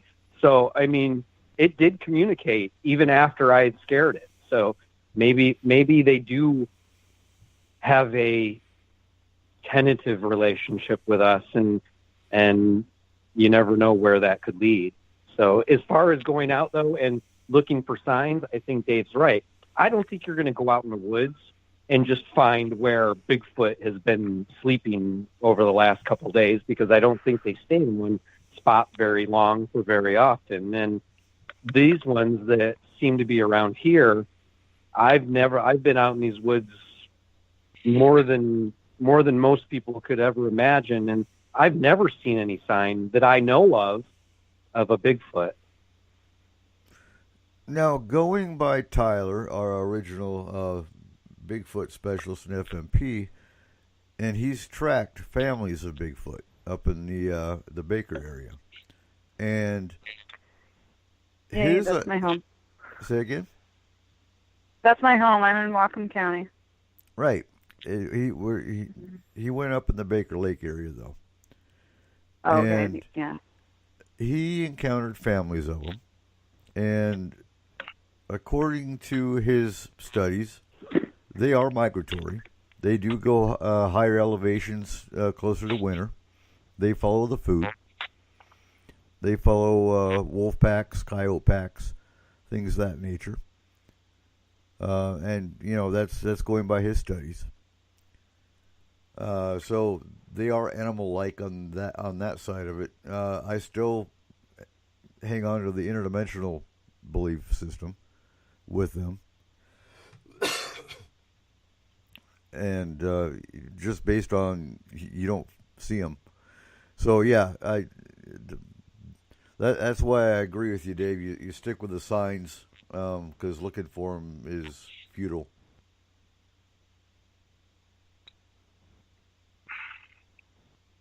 Cole? Yeah. What do you think? Well, I honestly don't know enough about Bigfoot yet to really, thinking from a hunter perspective. When you go hunting, you just don't run out and look for a deer. It takes months to actually, where I'm from, it takes months that you track footpaths, and you talk to different people within the area. You look for rub marks on trees. You do look for the signs first, and I'm not saying that you apply everything about hunting to going looking for Bigfoot, but essentially you are searching for an animal all the same.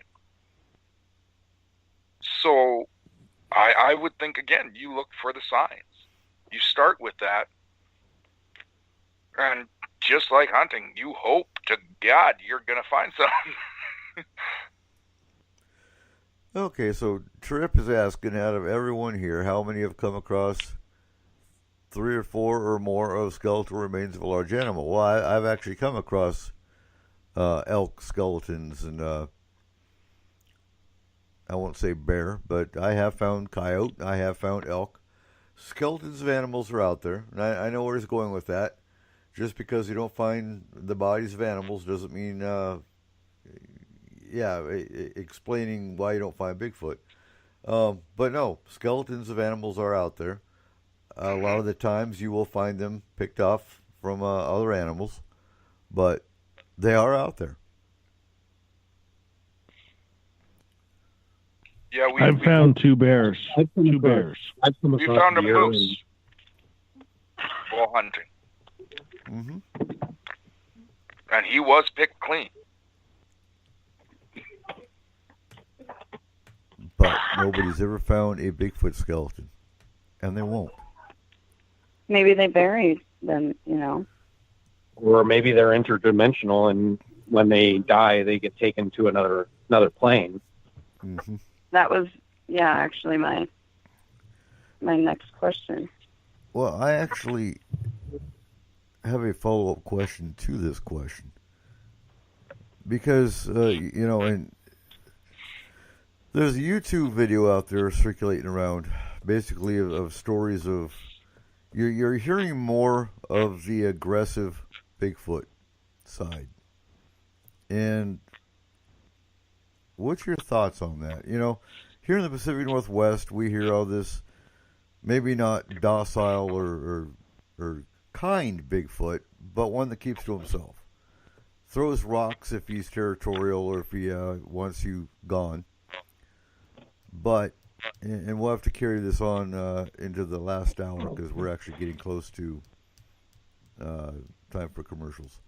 But what's your thoughts on the more violent side of Bigfoot coming out more recently? And I know you've probably got an opinion on that too, Dave. Oh yeah, with the guests you've had. Have you noticed more violent stories coming out? No, but we're always looking for another angle. We're always looking for something that is going to spark controversy, and it doesn't surprise me that we're now at this juncture where people are saying, oh, Bigfoot is bad, Bigfoot's going to rip you apart, Bigfoot kills people. Well, right now there is still no record of Bigfoot ever killing someone. That hasn't been written down that I have seen. I'm not saying it's not out there, but I have not seen it. The one thing that I will say this is it comes down to popularity. The paranormal, using it as an umbrella term, always needs some sort of story. We do know that there are aggressive sects of these Bigfoot. We know the Mount St. Helens ones in Ape Canyon seem to be more aggressive. We know the ones in British Columbia at about the central part where I am to north of me seem to be a little bit more ravenous towards taking women, especially First Nations women. Mm-hmm. You know, you go down into the bayous of Louisiana and Florida, and in that area, it's a smaller creature than what we see here on the West Coast, but does seem to be more aggressive. But then again, you look at the environment with gators and copperhead snakes and a lot of more aggressive hogs, feral hogs, and so on. It doesn't, or I should say, it makes sense that you would have more of an aggressive creature in that area. So to say that all of a sudden all Bigfoot are bad, much like DeLong was saying all aliens are bad, no, that's just the hot button topic du jour. Okay, and on that, we're going to go to break now. We'll carry on this conversation because there's more to talk about with the aggressive Bigfoot in the last hour of the show. So stay tuned, and we'll be right back. You are listening to S4 on Spreaker.com.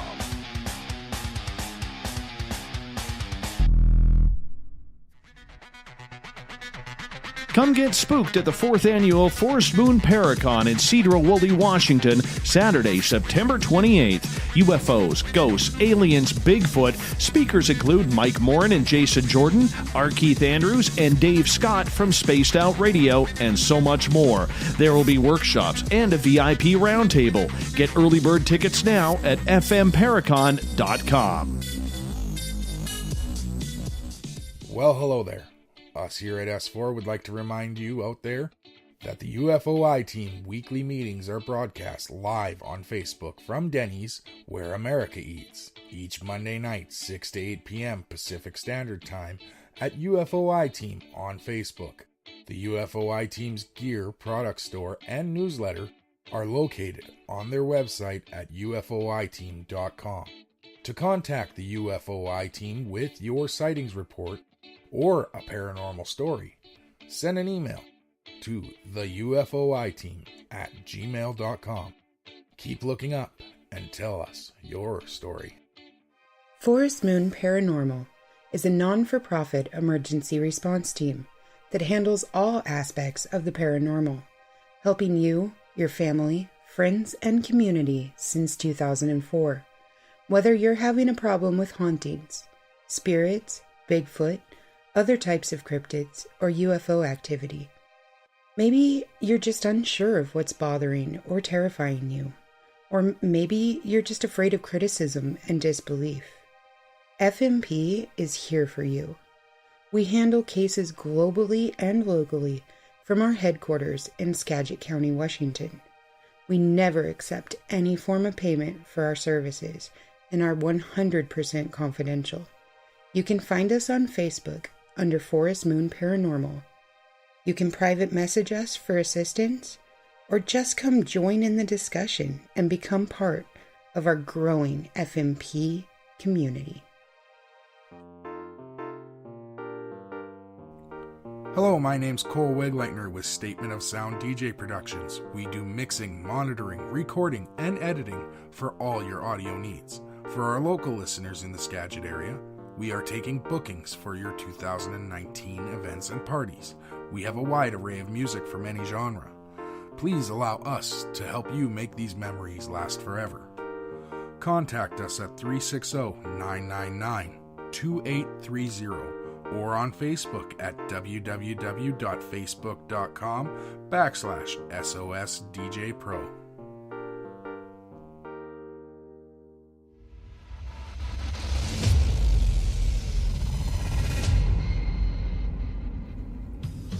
Join us on September 28th at the Cedar-Woolley Community Center for 2019 Forest Moon Paranormal Paracon. VIP All Access passes on sale now at fmparacon.com. Your pass includes all-day admission to see the speakers and workshops, the Ghost Walk, a special VIP workshop, a special round table with the speakers, a Paracon t-shirt, and an FMP Paracon swag bag. These tickets can be purchased from fmparacon.com. Get yours today. Hey everyone, Cole here with S4 Paranormal Radio, the official voice of Forest Moon Paranormal. Looking for a way to get the word out there about your business, group, team, or product? Let us help you. A few clicks is all it takes to get started at s-4radio.com, or you can contact me at 360-999-2830.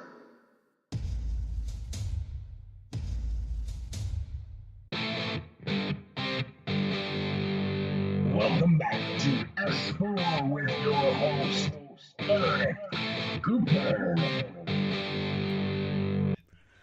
And welcome back to S4. We're on the last stretch of the show tonight, and it's been an awesome roundtable as usual. And Dave has to step out to now. He's lost steam. He had an awesome ghost tour tonight.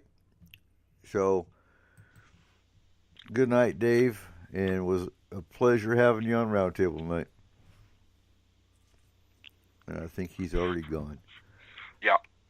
All right. So, carrying on the conversation. And hopefully I didn't take your question, Rose. Well, it relates to the Bigfoot. Do you guys believe that Bigfoot is Earth-based or alien? Yeah, so me personally, I think he's a guardian. I believe he's Earth-based. But I'm hearing more theories about the extraterrestrial side. Especially recently. In fact, I think I put that video in FMP where you had is Chris Dodge, our extended care team leader, that actually pointed it to me, that it had 3 stories in it. And it was interesting because the first story was 2, and they're all 3. Well, the first 2 were actually in Washington State. The last one was very much an extraterrestrial theory, and it happened in Oregon. And so the first case was 2 boys that were out plinking in Granite Falls, which ain't too far from us here. It's about an hour away, about an hour south, still in the mountains. And they were out plinking. They had a pellet gun. And this, what they called Bigfoot. What was the name of the creature that Keith was talking about last week? Cole, do you remember? Yeah. I can never remember the names because they're so hard to pronounce sometimes. An Awaji? Yeah, that's right. So, if you do some research, I haven't yet, but there's a creature called the Awaji that is extraterrestrial and looks very much like a Bigfoot and is aggressive.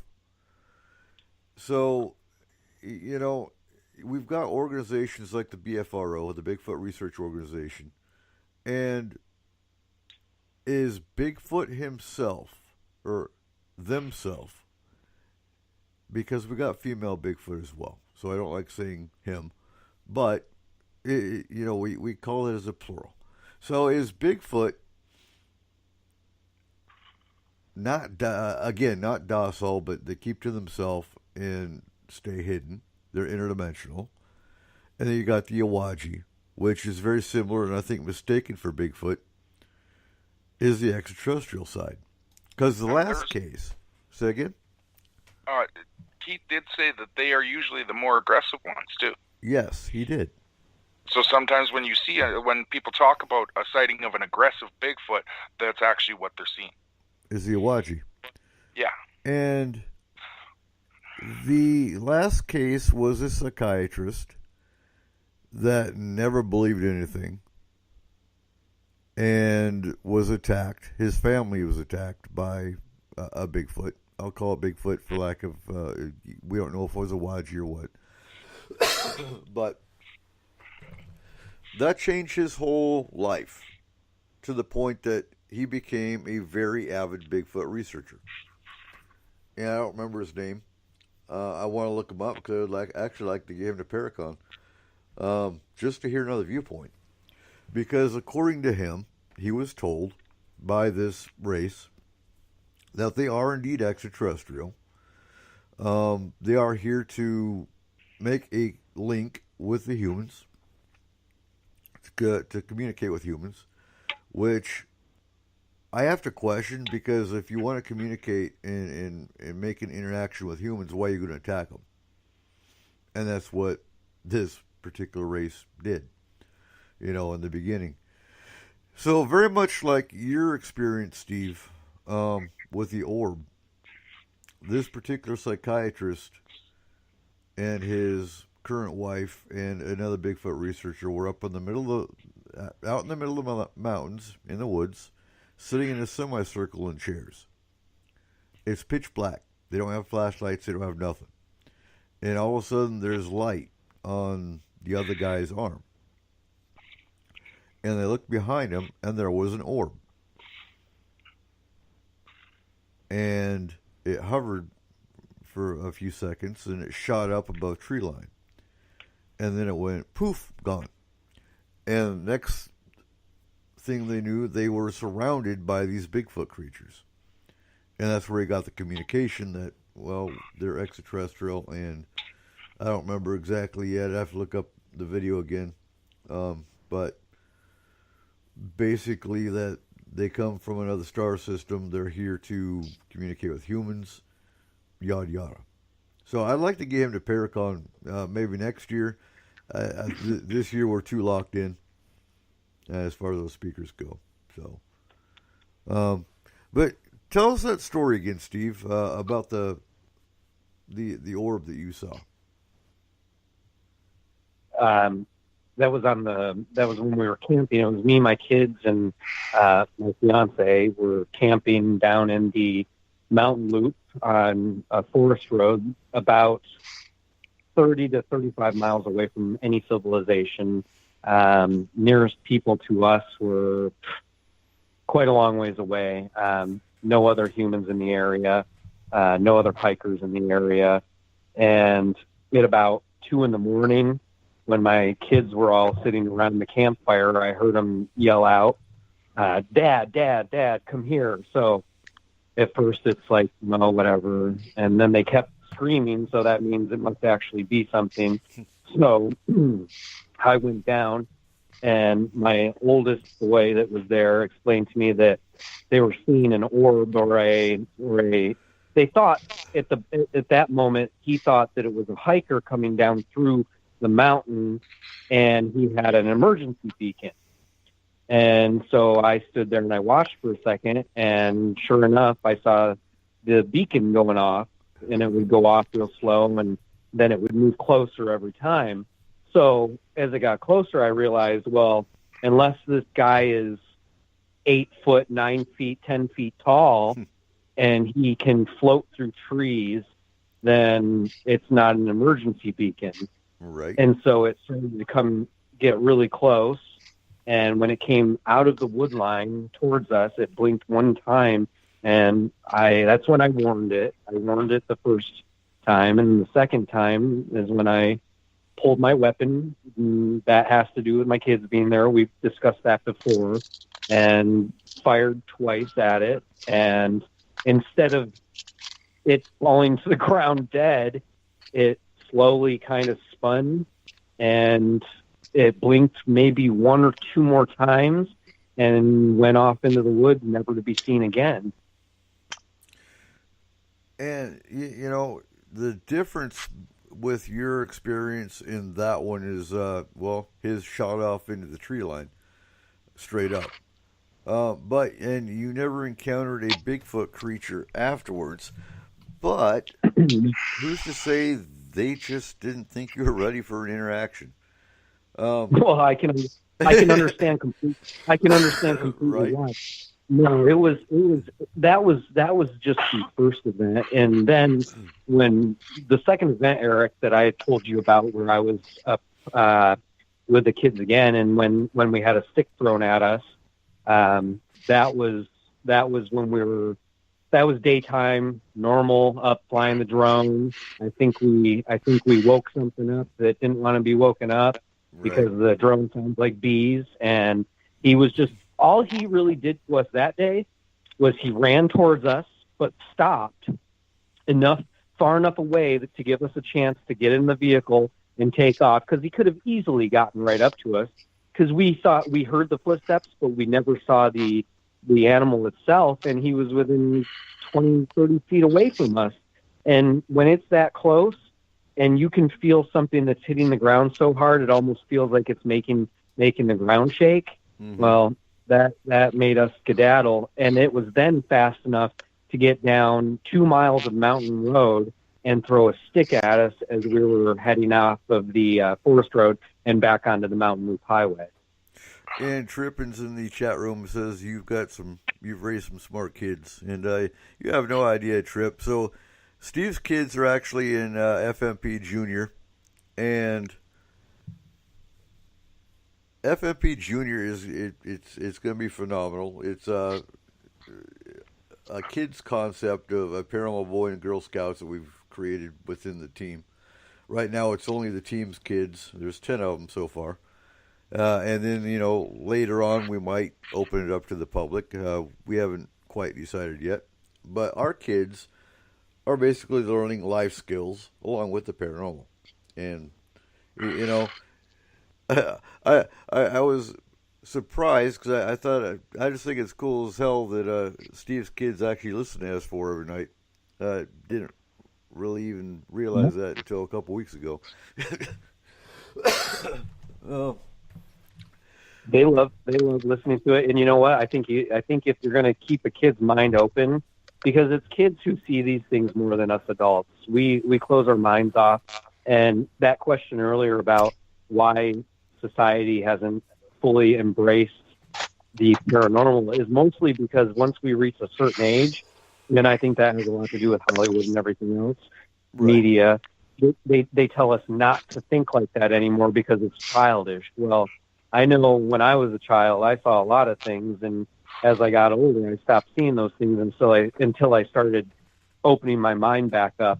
And it was a few occurrences that I could have said that orb was anything on Earth other than what I thought it actually was, just to make myself believe it was nothing. But in the end, there's no way to explain something like that. Just like there's no way to explain a bear standing up on 2 feet, turning its head around, looking at you and running 60 miles an hour around the side of a mountain road and disappearing into thin air. No, bears don't run on 2 legs. They can walk for a very short distance on 2 legs, but they cannot run on 2 legs. Yeah. So Yogi did. Well, yeah, hey, boo-boo, give me some of that picnic basket. Yeah, but that's Yogi, and we all grew up with him. But that's not Bigfoot. That's true. Now, I'm going to change it up real quick, and if you're local, make sure you look for the FMP float at the Laga Rodeo Parade, the 4th of July Parade in Cedar Woolley, because you're going to see Steve and his drone hovering over our float with Bigfoot.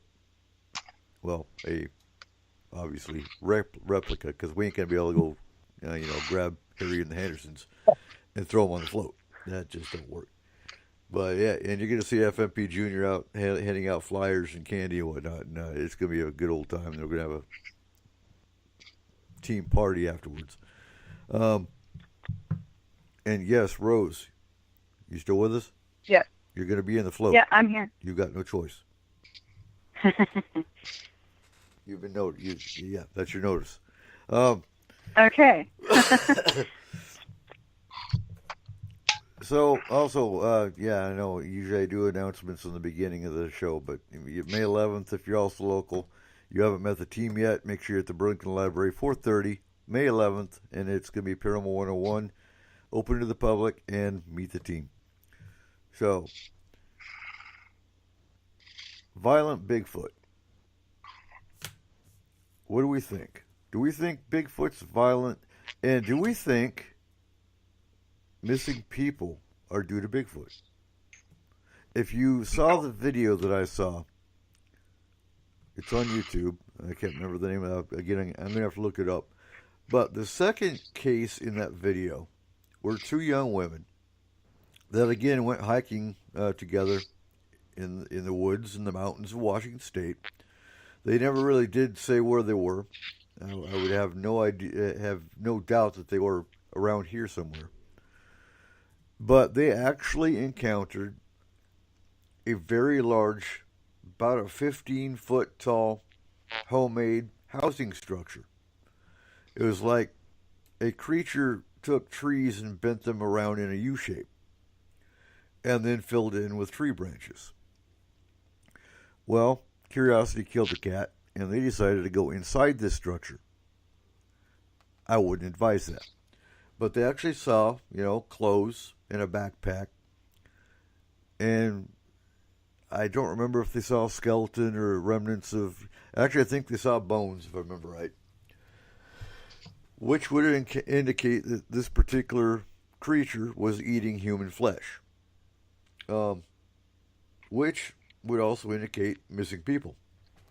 Do we think Bigfoot is a cause of missing 411? No. I think it could be a part of it. Not all of it. I don't think that it would be a major part, but I could see it being something where if you intentionally went in to try and harass or mess with them, they might defend themselves just as if we would if somebody came into our house. Yeah, I could see that. Yeah. I see them as territorial. I do not see them as full-out aggressive. There's a difference between territorial and aggressive. Well, and, territorial or protecting their young. Mm-hmm. I could see. Because absolutely. We know there's families. Going by Tyler. Say again? From personal experience, at least the young ones, I can tell you, they want nothing to do with us. Right. They will run. Yeah, that friend, she works at the store just down the road from me, and she stopped me, actually, and she was like, hey, I want to show you something, and she showed me a picture of a tall Bigfoot and a little Bigfoot in a yard, and I guess originally there was 3, and a little kid saw it and told his parents, and their dad went out and took pictures, and one ran off, and I've been trying to get the pictures from her so I can send them to you guys and see what you think, but it's about maybe 10, 15 miles from where I'm at, so it was pretty cool because I've gone up to Baker and I've seen, footprints and broken branches and things like that, and we went camping, actually, it was with Brent Dodge, and there was this big hill that we were camping under, and rocks started falling. It sounded like somebody was walking, like it moved that whole area. We didn't see it, but we smelled it. We all felt uncomfortable. We all ended up sleeping in vehicles. And so I definitely believe that they're here, but I've noticed recently that people are claiming they see lights, and then suddenly people are seeing Bigfoot. And so, again, I don't know a whole lot about it either, except for some of the experiences, and I do believe in Bigfoot. And so it's interesting that you're saying there's these other entities that look like them, but they're more alien. So now I'm, what do you guys think? That maybe they're coming down to find food? I don't know if they're aggressive. According to this friend of mine, that they were just as curious as people in the house, They didn't seem aggressive. They were just, she said they were more like, what are you? Right, and I think that's where you have to get into the mindset of two different beings, or two different races, essentially. One is extraterrestrial, one is Bigfoot. I think Bigfoot is the one that's keeping to himself, that doesn't want to be seen, that is interdimensional, based on the fact that you've got the game cams that people set up, and they go white. And it's not a malfunction of the camera in that after the camera goes white because the being is there, then it goes back to the normal, oh, there's the deer and there's the coyote and there's, it's only white or distorted when this creature is around it. And we all know that, the paranormal itself, whether it's UFO, whether it's spirit, whether it's malevolent entity, interferes with electronic devices. It's all of it. That's where a big link is, because people always energy based. Yeah, because people always look for the connection between all the paranormal fields, and it's there. There is a connection. We've had clients that actually had spirit activity and UFO activity in the same case. So there is connections. Yeah. It is energy based. Everything is energy. And I think once we start getting into, once the weather starts turning and we actually are able to go into the mountains as a team and start doing operations and whatnot, and can actually start doing some testing, some experiments, and going into some of the Bigfoot hotspots and whatnot. See if we get some readings, see if there's any anomalies in humidity and temperature, things of that nature. We can actually start getting some solid data down. I still want to see if we can get EMF on Bigfoot. So on that, Cole, what's your third question for tonight? Well, mine's kind of actually a personal question, not a generalized question. Steve, have you ever caught any footage on your drone that you couldn't explain? No. No? Not yet, but honestly, yes and no, because during the search and rescue for certain people, there has definitely been people who see things on my footage that I've never seen. There was a few animals that were caught that were hard to positively identify, but I'm quite sure that they were either deer or mountain lion. But the fact of the matter is, I mean, each photo is a few hundred square feet, so it's really hard to look through each and every one that I take and be able to pick out every single small anomaly. But when 3,000 people were going over them, there was a lot of anomalies out in the forest that they saw that I never saw, and things that are unusual. It's hard to explain what it looks like, and I would be hard pressed to say I've seen anything that would make me go, yeah. Okay. Well, and explain real quick too, Steve, because we also have military-grade software that we can run what Steve picks up through to rule out anomalies. Now, where the weird part is, now, see, you asked me if I've seen stuff on the drone. Mm-hmm. It's not the stuff that I've seen on the drone. It's the stuff that I have not seen, and the fact that sometimes, depending on where I'm at, the drone will malfunction, and it's an electromagnetic malfunction that for no reason occurs in the middle of, well, say 15, 20 miles in the middle of nowhere. So there should be no radio waves or microwave signals coming up and affecting the drone, yet something does. And it's geomagnetic partially, but it only happens over certain areas. And in certain areas, I can make it happen over and over and over again. And these are areas that have been, for the last few hundred years, walked around by the Native Americans and told stories about by the original settlers. For example, behind Gold Hill in Darrington, Washington, is one of those places. And if I fly the drone back there, the drone will take control of itself, and it will fly home due to some sort of interference that is coming off behind that mountain.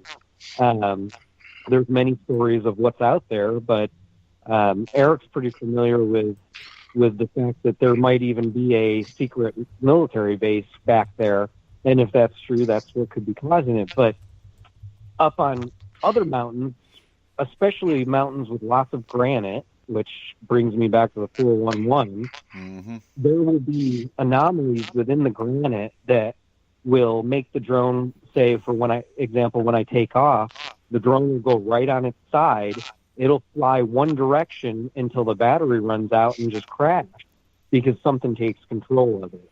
And it takes everything you've got as a pilot to bring it back home. So there's definitely something up in these mountains that affects not only the geomagnetics, but electronics that are pretty advanced and shielded. I mean, I have a titanium shield in the drone versus all that stuff to try and keep it from going haywire. But yet something's able to get in there and actually do it. Huh. So it's not that I've seen stuff, it's that I've experienced stuff with the drone. And there's only specific areas where that'll happen. Cool.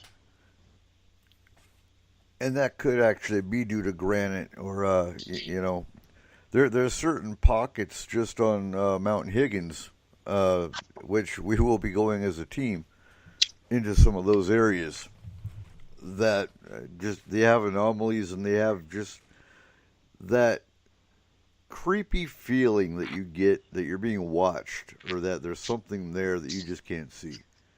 So those are the kind of areas you as a paranormal team want to go, because you might just find something there. I agree. There's something out there. Definitely something out there that takes a hold of it. It takes a hold of you, makes the hair on the back of your neck stand up, and you can walk through miles of forest and not get that feeling. But when you get that feeling, it chills you right to the bone.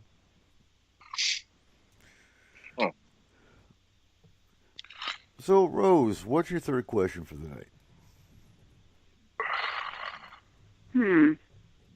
I mean, honestly, you kind of answered it already, which was the difference between, this alien Bigfoot and Earth Bigfoot. So that was pretty much answered.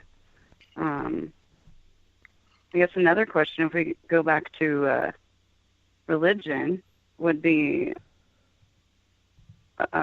we were talking about how we can, educate people and the difference between nature and nurture.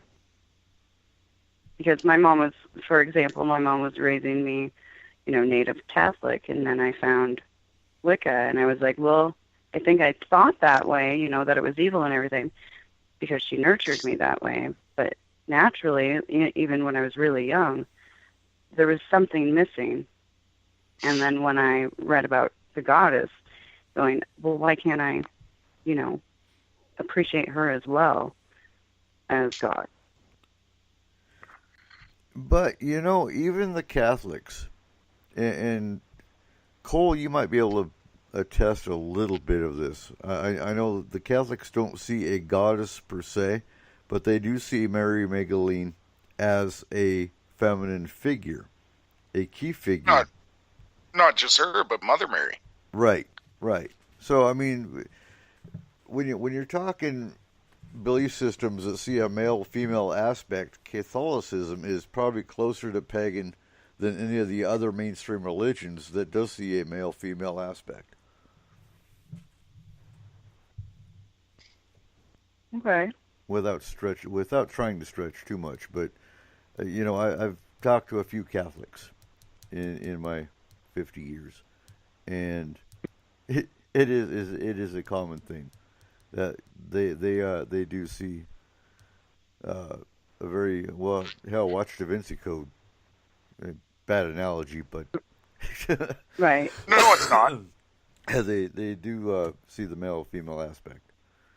That's a damn good analogy. Okay. Well, I don't like jumping on movies too much all the time, but I think movies play a big role in turning people's viewpoints. Absolutely. The one thing I would say is the world has opened up quite a bit on every aspect, not just religion, but everything. For you got to think, 50 years ago, black people were bad. Mm-hmm. Everything has kind of opened up a little bit. We've all become a little bit more accepting. It passes down through the generations, and you can't help what you were taught. But the thing is, you got to remember, the people who teach you things aren't your only influences. You actually have to take everything and sit back and actually look at it and decide for yourself what you're going to believe. Exactly. And just because your parents raised you one thing doesn't mean you're stuck in that mold. That's right. Now, and I thought about this earlier, but you were talking about a movie that portrayed what we do, Rose.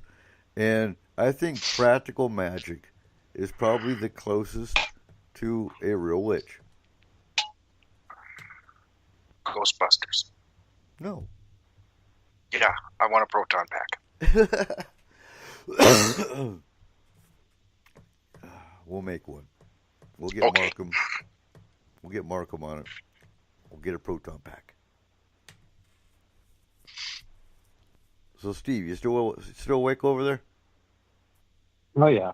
What's your third question? Oh, man, there's been so many answers to this tonight. You guys went through all the questions that I had, but I guess if I had to think of something off the cuff, which is what I'm having to do right now, which is why I'm talking instead of asking. This is a question for each of you. Mm-hmm. Why did you join FMP? And Eric, why did you start FMP? Let's start with Eric. No. I'll wrap it up. Okay. Rose, you want to go ahead first? Sure. I was actually asked by a friend. I guess she had talked about me and wanted me to join the extended care, and I accepted. So I've been on a few cases, helping people ground and shield and use protective elements, and that's part of being Wicca is you use that energy to help people out. And I guess for me it was like, finally I can utilize my abilities in a good way and help people, and so that's why I joined. Great. And I have mediumship, so I have actually connected with the other part of FMP. I don't know if it's quite astral. It's more of a mediumship. Great.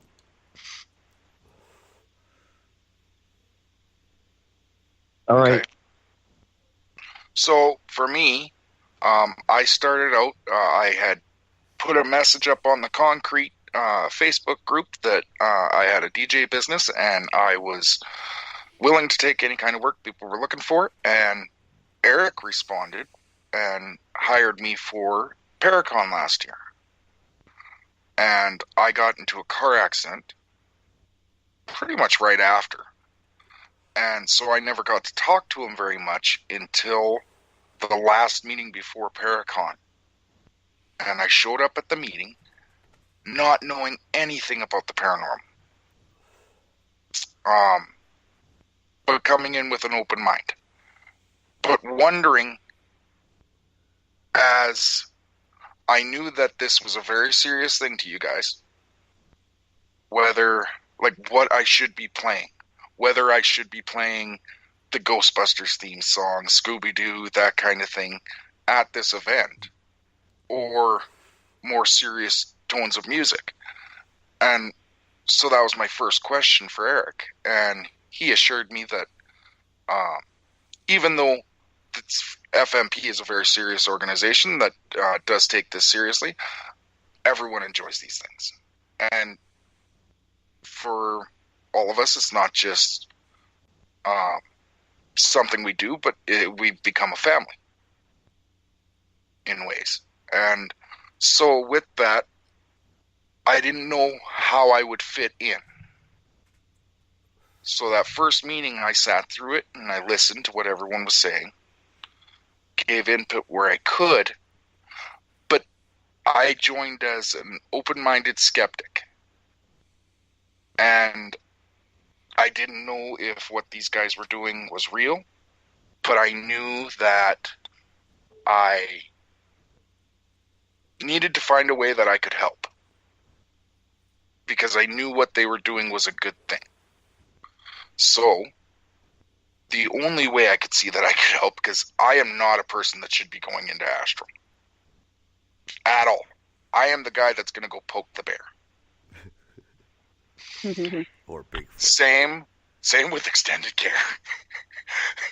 I'm not the person you want me talking to people. So, I decided that Eric had asked me to join at that meeting, and I accepted. And I joined on the more technical side and service organization side. Trying to bring to light to people who not so much have a closed mind, because I don't honestly believe we're going to change their mind very easily, but making people understand that this isn't a satanic organization or anything like that. This group is here to help people.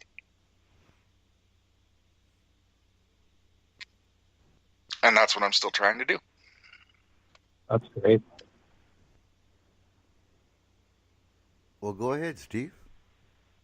Why did you join? You want me to? Why did I join?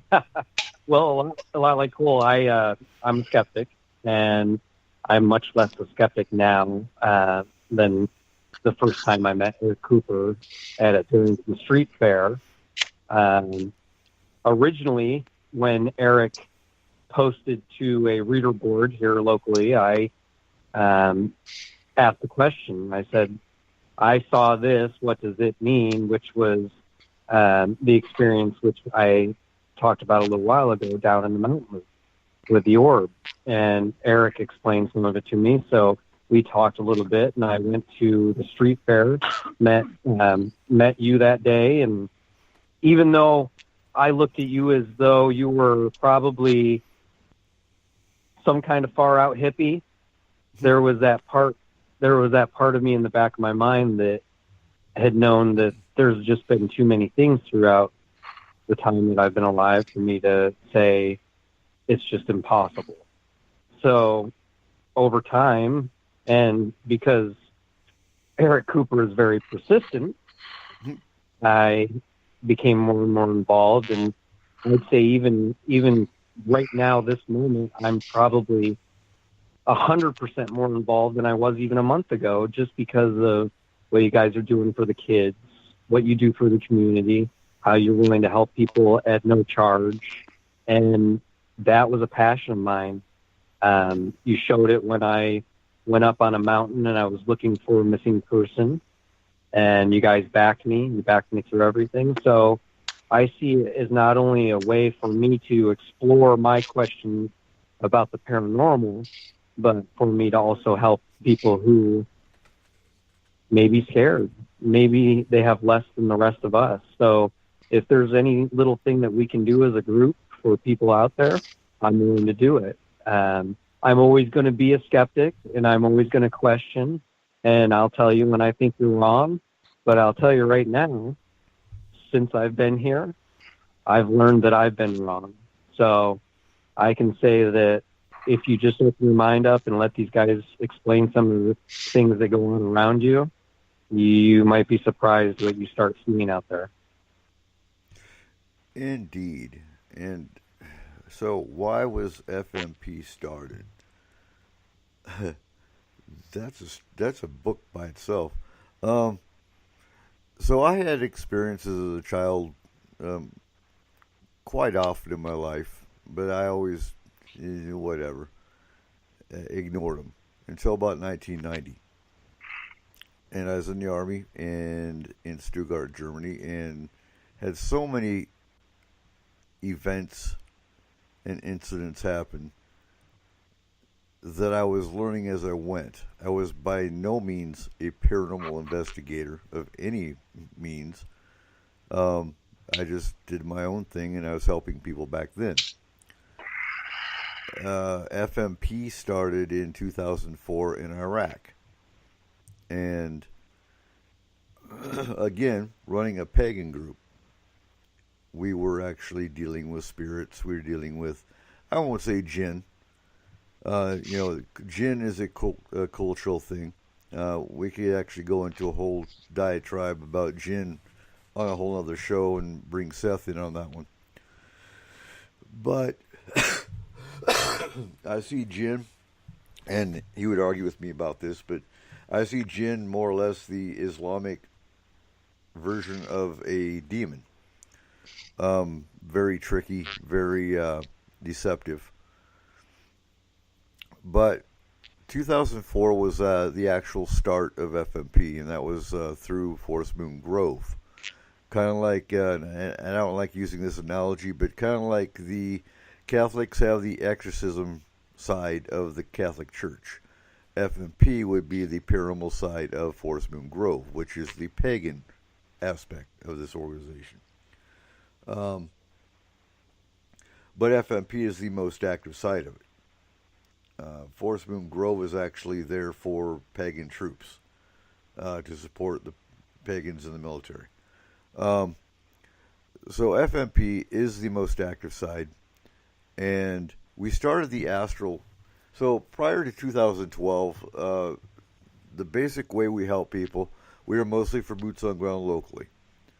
If we had a case that was in another country, in another state, we would actually find a local team to try to assist the client. That's how we helped. 2012, Tony jumped on board. He was actually a pagan troop that we supported with Forest Moon Grove. He jumped into the paranormal side. He was an astral traveler. I asked him one day, and we're coming close to the end of the show, so I'm kind of trying to speed this up. But I asked Tony one day, can we use astral to work on paranormal issues? And he said, well, let's see. He went astral. He was able to clear spirits. He was able to combat malevolent entities, things of that nature, and it worked. So with astral, you can actually be in another country within seconds. So it really doesn't leave. When it comes to global cases, there's no issue. You can communicate with spirits. You can pass them over. You can combat malevolent entities, remove them from clients' homes, and then protect and serve, for lack of a better term. So then we started the Astral School, and Tony was the instructor back then. So we were able to create a team for Astral, and well, the rest is history. We've had our ups and downs. At a certain, right now we're probably at 2 to 3 cases a day, less. It's been slow, and I have no issue with that. Clients will find us when they need to find us. Paranormal TV has been a bane. It's been great at getting people, interested in the paranormal, but the means they go about doing it has been deceptive. To where we have a lot of clients that will call on a local team. They got educated by Paranormal TV, and they made the situation worse. So usually by the time they find us, and Dara Poli is in the chat room having a hard time listening to this show. So we'll get to that. But what I'm saying is, yes, we've always been about helping clients. Sometimes we have 10 cases a day. Sometimes we might have, no cases for a couple days. It's really just about when the clients find us. So I was into the UFO and abduction side starting in 1994. And we actually were able to take the astral side and clear abductions. So we've been on every aspect of the paranormal. We actually got into the Bigfoot side in about 2014, I'll say. So we're relatively recent when it comes to the Bigfoot side. Never doubted there was a Bigfoot. Had, no doubts about that, but wasn't an interest of mine. I was more into the UFO abduction and the spirit malevolent entity side. But that's basically why Forest Moon Paranormal started in a nutshell. Strictly to help clients. Thanks, Eric. So any other questions as we wrap up the show? What is the meaning of life? To learn. To procreate. Absolutely. 42 guys, come on. 42? Okay. 42. So, Cole, where can we find Statement of Sound DJ services? You can find us on Facebook at www.facebook.com/SOSDJPro. Or you can call me at 360-999-2830. For locals. For locals. Okay, so we have two sides of our business. We do audio recording, mixing, anything you need to build commercials, to record music, we can do it for anyone in the world. For locals, we do weddings, events, anything you need for DJ services. I still think that's great. So Cole got a phone call from Germany, and we love our German listeners. You guys are awesome. Absolutely. You know, I spent 8 years in Germany. I miss Germany. But Cole can't fly to Germany to do your wedding unless you're paying his way. Yeah, for the right amount of money, I bet he can. Oh yeah. No, they You could figure it out. They apparently thought he was local, so they called him. And so, if you've got a business and you want us to, you want to be a sponsor of S4, by all means, get a hold of Cole. You can go on the website www.s-4radio.com and look at the sponsorship packages, and we can advertise you. And we know that you're getting out there globally. And on that, I've got to give a shout out to Bolivia. We have listeners. Yay, Bolivia! We have listeners in Bolivia. And, you know, 'cause I check the stats 2-3 times a week just to see who's listening, what countries we're hitting. And I'm always surprised. You know, we had Vietnam for a while. Vietnam pops in here occasionally. But, you know, we're here, we're heard around the world, as well as locally. I'm going hoarse. I'm talking too much. But, you know, so if you want your commercial heard on S4, by all means, get a hold of Cole. Pick out the package you want, and we'll get your commercial cut for you. So, Steve, where can we hear dronetography? Well, you can find me on Facebook under my name, Steve Monchak, Monchak. You can find me on Instagram at Pacific Northwest Dronetography, PNW Dronetography. You can find me on the web at pnwdronetography.com. Basically, we provide everything aerial. I can do real estate. I can search for ghosts. I can search for Bigfoot, or I can take pictures of your wedding for you. So anything you need, we got you covered. And his drone takes the most beautiful pictures and video. The video you put up today was just awesome. Thank you very much. All right. And Tripp's got the meaning of life for us. It's make elders' lives better, listen to their knowledge, make children's lives better, purpose of life. So I want to thank our crew tonight, Cole Wegleitner, FMP Cultural and Lore Research Specialist and owner of Statement of Sound DJ Services, Steve Monchak, our drone operator and mountain ops specialist, Rose Thorne, FMP Extended Care Team and Sensitive, Jamie Justice was on for a while. She's our local lore specialist and resident paranormal fan. And for a while we had Dave Scott, but after his investigation, he just had to knock out. So next week, also make sure you check out our new FMP and S4. Well, it's not so new, but we're always come out with new designs. You can find our gear at www.s-4radio.com. Next week, we're going to be talking about Hitler, Nazis, and their connection with the paranormal. So, you know, Hitler was heavy into supernatural. The Nazi Party was heavy into UFOs.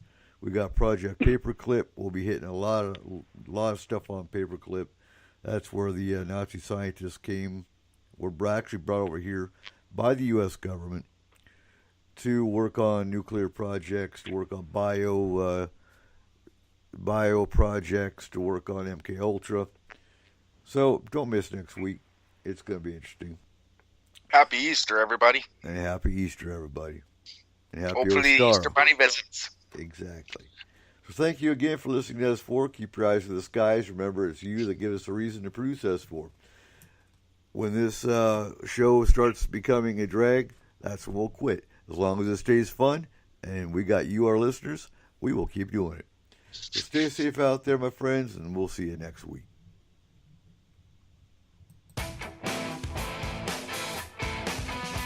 Ladies and gentlemen, thank you for joining us tonight on S4, the official voice of Forest Moon Paranormal.